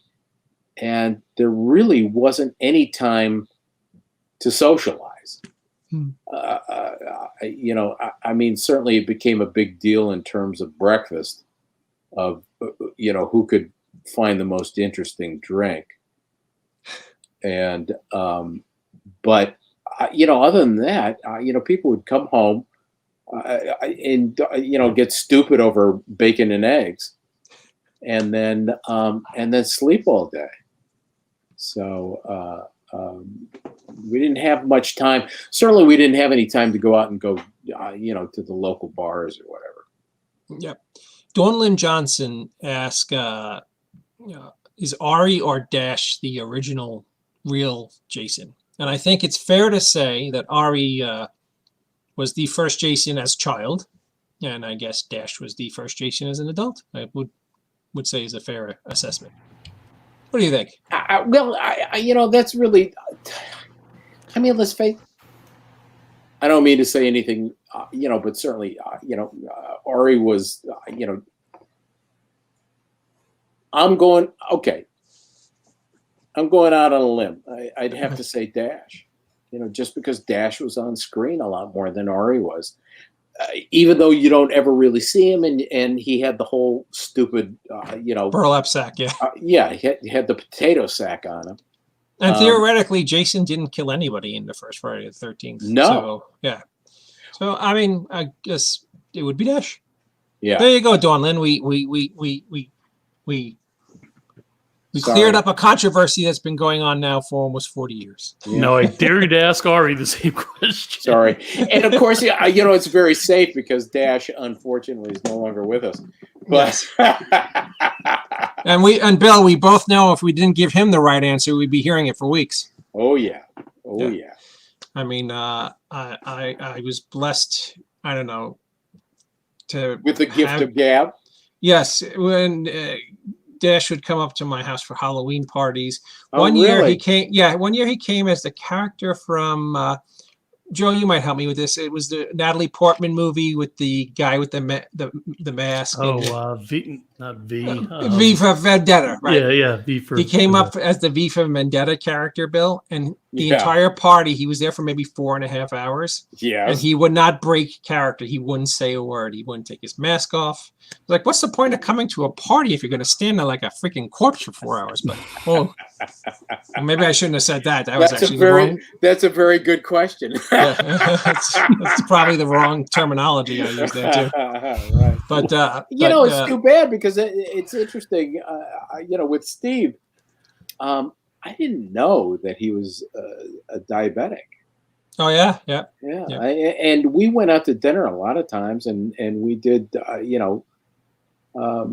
We spent time together. So I'm kind of shocked that's eventually. Well, you would never know he was a diabetic by how he ate, which is sad. No, and certainly I've been a diabetic for 45 years, and you would never know it the way that I live my life or eat or whatever either. But certainly, it's like, and I think I probably let him know. I probably told him about it, and I'm surprised that he didn't say, "Oh yeah, so am I." Yeah, well, there's other things that happened leading up to his passing, like he was brutally assaulted at the cab where he worked, like 6 weeks before he ultimately passed away. No, I didn't know that. I didn't know that story. There's a lot of things that were also not, you have to take into account. But be that as it may, Bill, I want to thank you so much. Was it Warrington? It might have been. With the way those two went at each other, I tell you. It was one time I drove from And New you York. know, I never really understood that. You know, I mean, essentially, you know, because both of them very wonderful people individually. You know, why the hell they didn't just come to an agreement about that? Do you know what? I mean, this is the God's honest truth. Do you know what the thing that set Dash over the edge about that? What made him flip out about the whole Warrington thing? No. They were at a convention, and it was an 8x10 of Dash as Jason with the burlap sack on his head. So, because apparently Warrington never wore the burlap sack once. No, because he was in full makeup. In fact, you never had any idea what he looked like at all. And someone came up to Dash's table and had the picture, the 8x10 of Jason with the burlap sack on and the overalls. Yeah. And it was signed by Warrington. Oh, Jesus. And Dash had a brain hemorrhage over this. Yeah, So he went over to Warrington's table and saw that Warrington had a whole bunch of pictures. Oh, his pictures? Right, that were Jason with the burlap sack. Instead of, you know, I mean, Warrington could have just put out the pictures that were him, you know, the one of the deformed, you know, Jason. Yeah, right. So that was the thing. Well, I you know, I hate to say it, but I understand that 100%. Yeah, so that was the start of World War VII between Warrington and of the feud. Yes, the family feud. Family feud. So, Bill, I want to thank you for joining us tonight. And do you have any social media or anything where your fans can reach out to you or find you? The only thing that I do have, and I do have a lot of fans that are on my Facebook. I have Bill Randolph as my Facebook page. And it seems to have become, much more of a. If I had been smarter, I would have done 2 separate Facebook pages. But that seems to be what. That seems to be where a lot of people, at least request to be friends and get whatever. Certainly. It's not like Hollywood's knocking on the door, so it's not like I have a whole lot to offer. But anytime anybody wants to come visit me on Bill Randolph Facebook, certainly I'll be happy to friend you. Well, don't sell yourself short, Bill, because you are a major part of one of the biggest franchises in horror film history. And you're just a wonderful guy. And I've seen you around your fans. You're super sweet with them.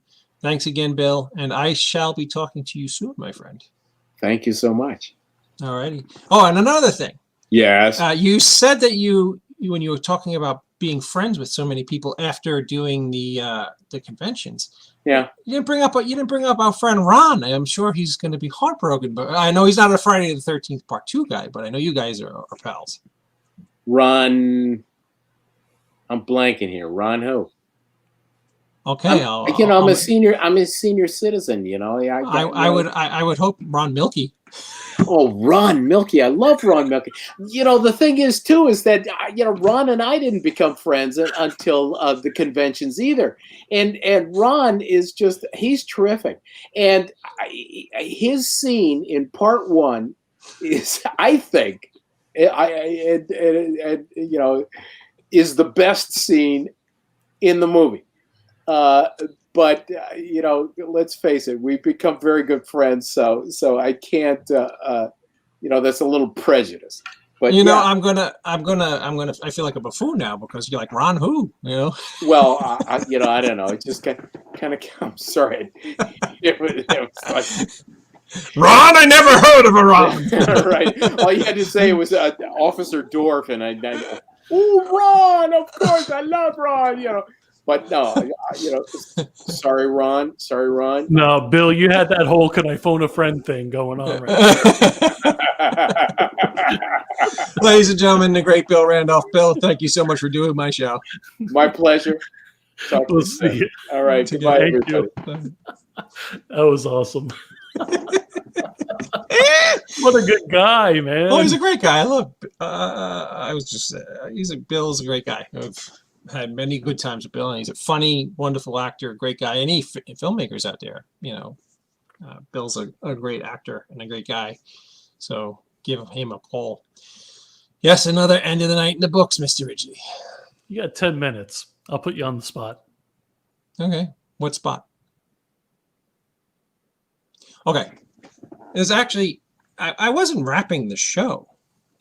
We don't have Uncle Scott tonight, and I'll tell you why. Please.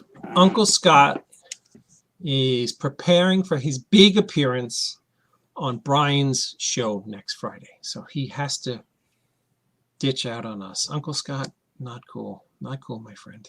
Well, hey, who's going to be on Brian's show? Scott? Yeah.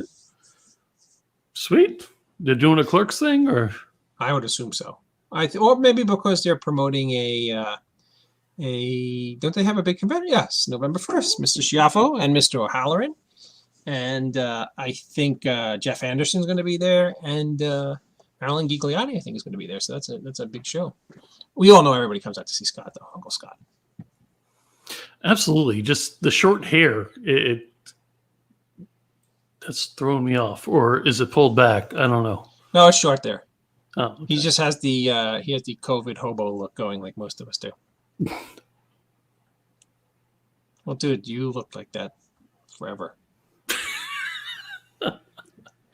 What was that laugh? You sound like Muttley. Wow. Shit, I'm old enough to know who Muttley is. I whipped out a Muttley reference on you. You know what's funny? There was another dog who was an exact ripoff of Muttley. Do you remember what his name was? No, I don't. I'm going to put Muttley ripoff and see if it comes up.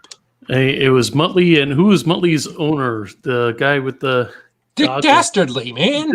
Okay, I was born in '76, brother. So I mean, this was before my time. Technically, I watched the reruns. Maybe somebody who's watching can. There was a dog who was literally Muttley, but in a different color. Mr. O'Halloran, how are you? What's Scott doing? I'm here. What is Scott doing? What's Brian doing? I told you, Scott's at home preparing to do your show next Friday, Mr. O'Halloran. He's getting his appreciation. Apparently, you guys are doing this thing. You guys are doing that thing on November 1st. I don't know what Scott's doing. Would you like to come on for a moment, Mr. O'Halloran? I would take that as a no. That's what I call an enormous no, Dave. I barely like you. Kind of like you before when you threw me under the bus with the whole. What did you throw me under the bus for? I don't even remember. That would be. Oh, the nasty comment. So tell us what's going on with that. So Mr. Hush and Yay, Mr. Hush Legacy are now on Amazon Prime. Yes, they're on Amazon Prime throughout the entire country. And I need to send Mr. O'Halloran the link. So bear with me for 1 second because I'm old and feeble. Wow. I could have had that done in like... What could you have done? I could have done this and he would have just clicked it and, all would have been good. Okay, then do that. I did. Whatever you did. Click on whatever Mr. Ritchie just did. I put the link in the comments. Well, there you go. There's only one Brian O'Halloran, and if anybody else shows up, guess what? Oh, you can let everybody on. It's a free forum show. Hey, Lance, do I look like a baby friggin' kangaroo to you? Oh, look at that. Sean Smithson just shared with me the beautiful wood of Mr. Schiaffo that he made. Whoa. He made Scott's wood. I've seen it. Thank you. You sure Scott's wood? I've seen Sean's rendition of Scott's wood. Why am I not surprised? Sean's rendition of Scott's wood. There he is. Wonderful show tonight, Mr. O'Halloran. Oh, why, thank you. Yeah, I mean,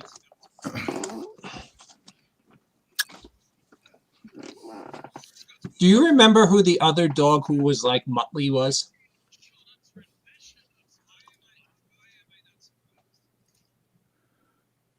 Why am I? split second. Sorry, I had the Facebook stream still coming in. I'm like, I'm hearing three voices. Yeah. Is Yeah, it yeah. Mumbly? There's another snickering Mumbly? dog. There's Mumbly, yeah, And Muttley? and then Muttley. What a rotten, terrible ripoff that And was.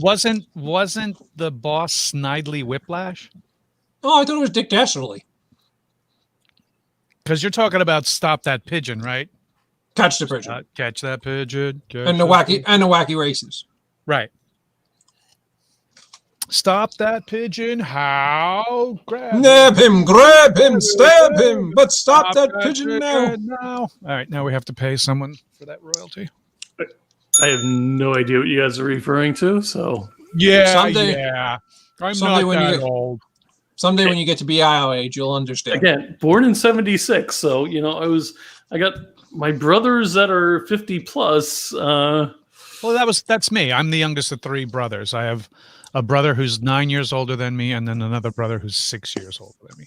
And then I hung out with my dad all the time. So my range of music is vast. People see my CD collection. Yes, I have a CD collection.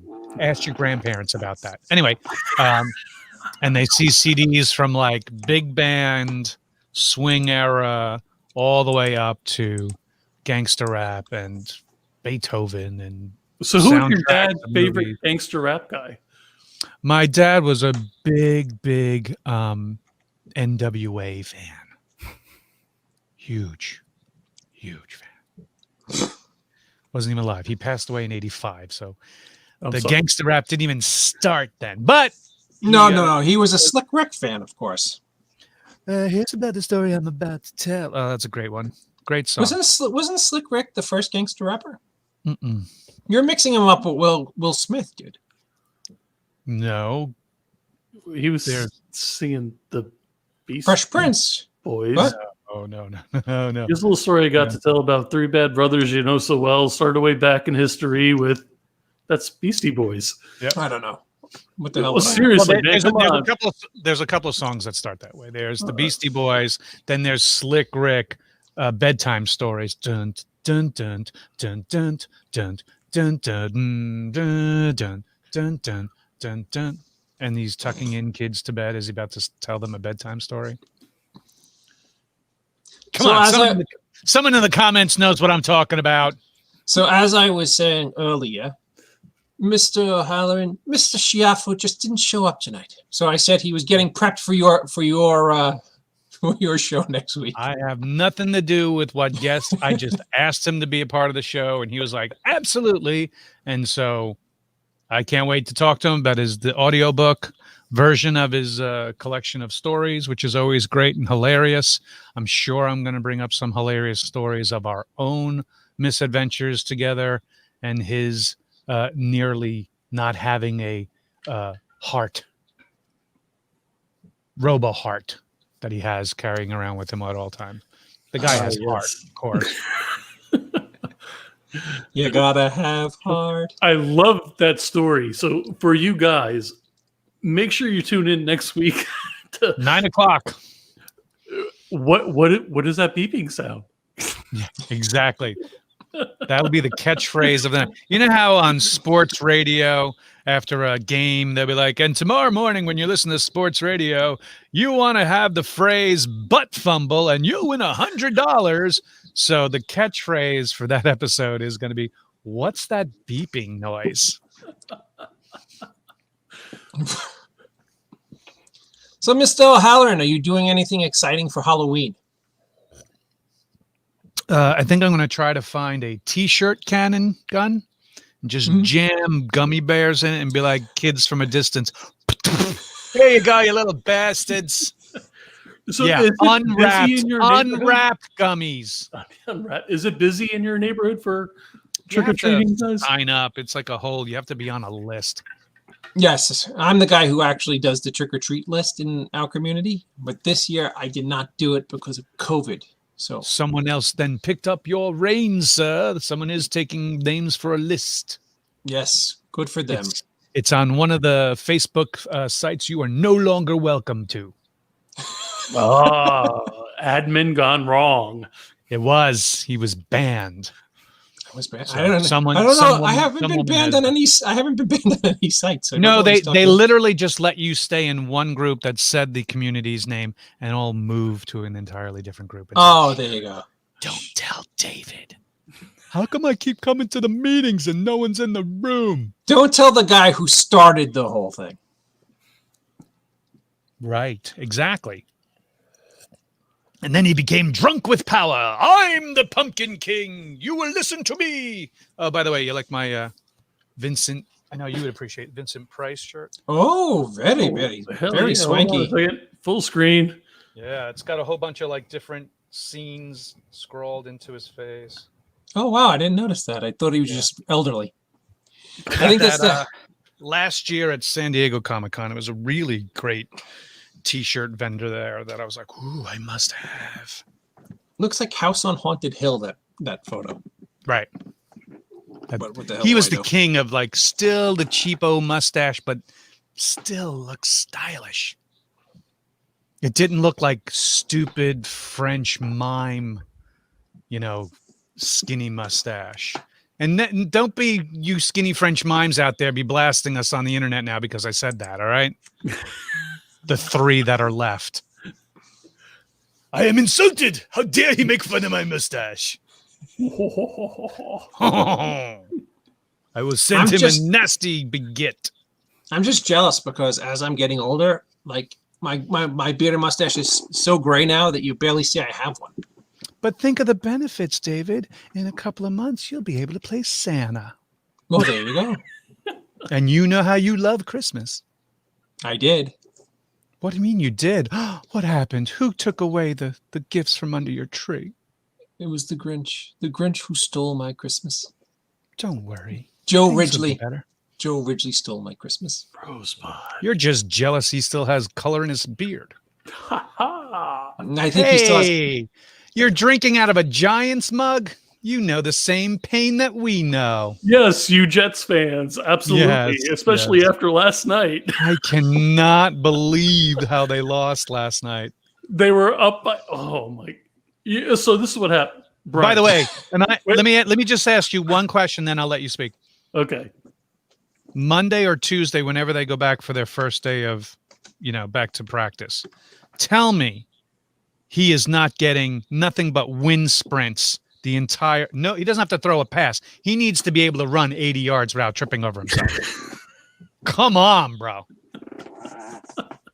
I mean, I had a team where our quarterback ran into someone's butt and fumbled, but tripping over your own fucking feet? Come on. But wait a minute.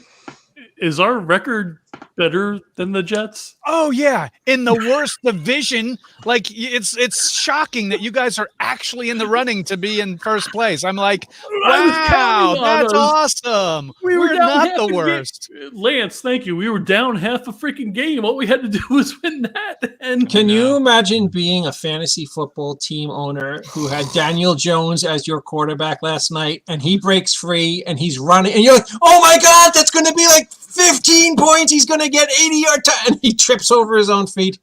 Yeah. all right. So on the upside, he is their best rusher right now. So what I normally don't do. So it was confusing for me last night. I watched the Giants game and then I watched the second shit show, which I normally don't talk about, was the presidential debate. And so it was this like the night of the, I don't even Bleep us. Yeah, if this was if this was an episode of Super Friends, this was the episode that went to Bizarro World. Solomon Grundy smash! Solomon Grundy watched the quarterback trip over his own feet. Well, he did throw that perfect pass though, and He somebody did. He did. Quite, Who didn't quite correct? I got it. I'm giving you it all. Listen, look, it is easy to say And to be honest with you, you guys should not be proud of the fact that we can say you are better than the Jets. Oh, what a bar we've set for you guys. And I feel bad for Philly too, because Philly, personally, I think they have a better team, and yet they can't seem to get it together themselves. And Dallas, oh my God, spending all the money that Dallas spends and still not having it. Like literally, it's like, come on, man. But wait a minute, does Tony It's the Romo, the NFC East is like the Keystone Cops at this point. does Tony Romo make you want to drink a Corona? His wife does. Do you really think he drinks Coronas? I don't think he's a Corona drinking guy. He's just cashing that check. That's why they put him on a phone and not in a bar.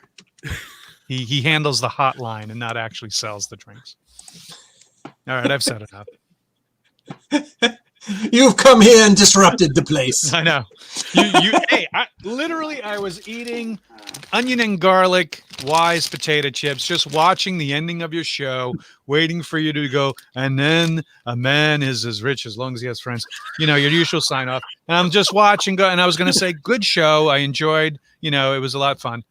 And then you're like, hey, Scott's not on because doing Brian. I'm like, hey, that's my name. What is he saying about my Scott's preparing for my show? Should I be worried?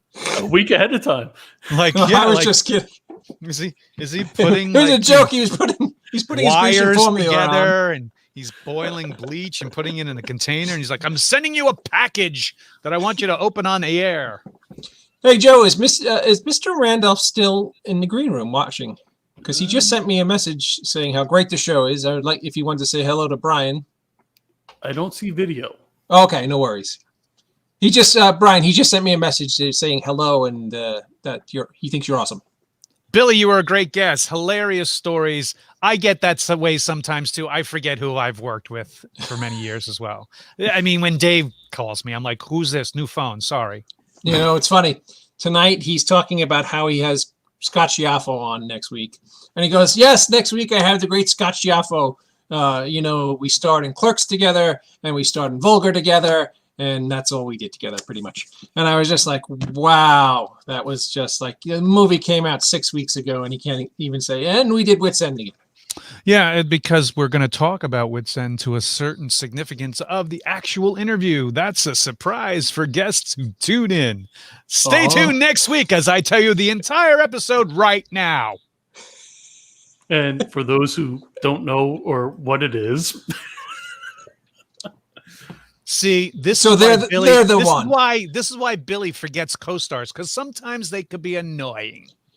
I am not annoying sometimes, Mr. O'Halloran. That's true. You are very consistent. I am annoying all the time. True. And it takes an incredible amount of talent to do it and still remain charming. With that beard. Charming. More like charming. Like Charmin toilet paper. Wipe your butt on it like a bear. That's a little bit of a stretch, my friend. So this beautiful show has now gone off the rails into. In that end, I will let you have the rest of your night that you've now gone over 8 minutes. I'm apologizing now. Well, good to see you, Lance. Good to see you, Sean, Dawn, Brandon Brooks, of course, and Dawn. Thank you for having me interrupt your normal evening with this wonderful, wonderful show and these wonderful, wonderful guests. No, Brian, you can say shit show. Say shit show. No. The Jets are a shit show. I could say that. That is a shit show. God. Ladies and gentlemen, make sure you check out Brian's show next Friday at 9:00 with himself and the great Scott Schiaffo. Brian, who's apparently going to have a giant symphony all prepared by the time he gets on the air. He's working with the orchestra of Bowling Green as we speak. Nice. to have a wonderful. No, I just thought it was funny because Uncle Scott pops up on my show every week, and I got a text today like, "No, man, I'm not going to be around." And every time I read his text, I get like you have to read it in a panic, like he's Kramer, or Doc Brown. Yes. Buddy, David, you don't understand. I got to get into the car. So it was literally like, "It's okay, Scott. Don't worry about it." So it was just. Well, I'm glad I was able to pinch hit for you. Yes, and you're the Mark Carrion of the show. Oh, come on! I'm more of a Dave Kingman of the show. No, Later. Mark Carrion was our best pinch hitter. He's actually better than Rusty Staub. Really? Yeah. All right, that'll be Carry On. Yeah. And in So- that words, then sir, carry on. So carry on, my wayward son, Mr. O'Halloran. Thank you. Be well, and I hope to talk to you soon, pal. Take care, Thank you, guys. brother. Thanks again. See ya. On that note, another episode of The End of the Night comes to an end. You know what? I gotta do something. 30 seconds. 30 seconds. Sean. Oh, No! hey. That link was meant for Brian. Oh, sorry. Apologize. It My was bad. put on there for him to be able to click. But no, brother, you have the floor. For what? Oh, well, heck. Great show, guys. As always. And I absolutely love it. You guys are awesome. Yeah, but I'm laser engraving some very awesome stuff. Yeah, you are. That's I wish I could say it right now, but I can't. Jeez, I just wish I could More show to it, come, but- basically. Yeah, more to come. more in to the come. next- Yeah, within I got to talk to George and get some more stuff done, but it's going to be amazing. It's going to help out with the community and what he's doing. So super excited about it, and some other stuff with don't tell Ants. Exactly, perfect timing. So super excited about it. So Sean, do you live in Texas, my friend? no, Colorado. Oh, Colorado. I was going to say, because you look like you're bundled up, like you're in a cold weather place. Yeah, like in the it's nook of the cold. north. It's Yeah. cold and it's supposed to snow in the next 2 days or two. Well, hopefully they'll kill those fires, huh? I hope so. I swear at like 12 o'clock in the afternoon, it looks like it's 9 o'clock at night. That's how bad it is. Wow. All right, Sean. Well, we It's pretty appreciate bad. you coming on and doing that. And yes, we are all paying attention, and I know what's going on. Yeah. David may not know. I what's going on. I don't know what's going on. No, like, yeah. ever. But David, I'm gonna get to you because I got 2 things I got to send to you. So Oh I'm no, gonna get your I saw address. them, and the one you made of me and my daughter, I will never be able to thank you enough. I will Yeah. cherish it forever. And thank you, Mr. Smith, and be well, Awesome. my brother. Okay, We'll see too. you next time. Yeah. Thank you, All Sean. right, love you guys. All Love right, you. thank you. Anyway. Yeah, I mean, everybody wants to pop on. Everybody loves the Brigade and the End of the Night. It's a beautiful Oh. thing. Well, there you go. There you go. So somebody has to. Well, you know what? Brian made fun of my line, so I'm not sure I'm going to say it tonight. That's me. That's how I feel. Yeah, I'm kind of I'm broken up. Yep. Oh, okay. Well, we were talking about Mr. Hush. Yes, Mr. Hush is now available on where you could stream it on Amazon for free, and so is Mr. Hush Legacy. So please check it out this Halloween season. On November 1st, this is actually breaking news, but on November 1st, Wits End will be available for streaming on Amazon Prime. So if you're a Prime member, you could just check out Wits End. Just a loving tale, great film. Very proud of doing that film with Mr. O'Halloran and Mr. Schiaffo. And so you could check that out. And Joe, do you know my line? Because I lost my piece of paper. Oh, you don't. You think you're hanging me out to dry. I'm gonna paraphrase. You know, I've only saw It's a Wonderful Life about 157,000 times. You would think I know this by heart by now, but I don't remember it. Everybody, I hope to see you next Friday. And if I don't, have a wonderful Halloween. There's a chance I might be filming next Friday. I will know shortly. But if I don't, have a wonderful, wonderful Halloween. I will see you the following week. And I'm actually going to say a different line this week. Every time a bell rings, an angel gets his wings. Be well, everybody. What's the matter?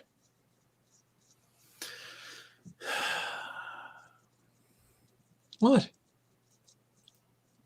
You put so much pressure on me, Joe. I don't try to, but then I got George, who, he was a little late on the draw today. No, he wasn't. It took me that long to copy and paste it. Oh, okay. All right, so we could go back to. Thank you, George. As always, the Grand Poobah saves the day. Thank you, Mr. Romero. I will take my close up now, Mr. DeMille. Wow. What? You don't want to give me a close up? No, I'll give you a close up. I don't care. Okay. Remember, no man is a failure who has friends. Be well, everybody.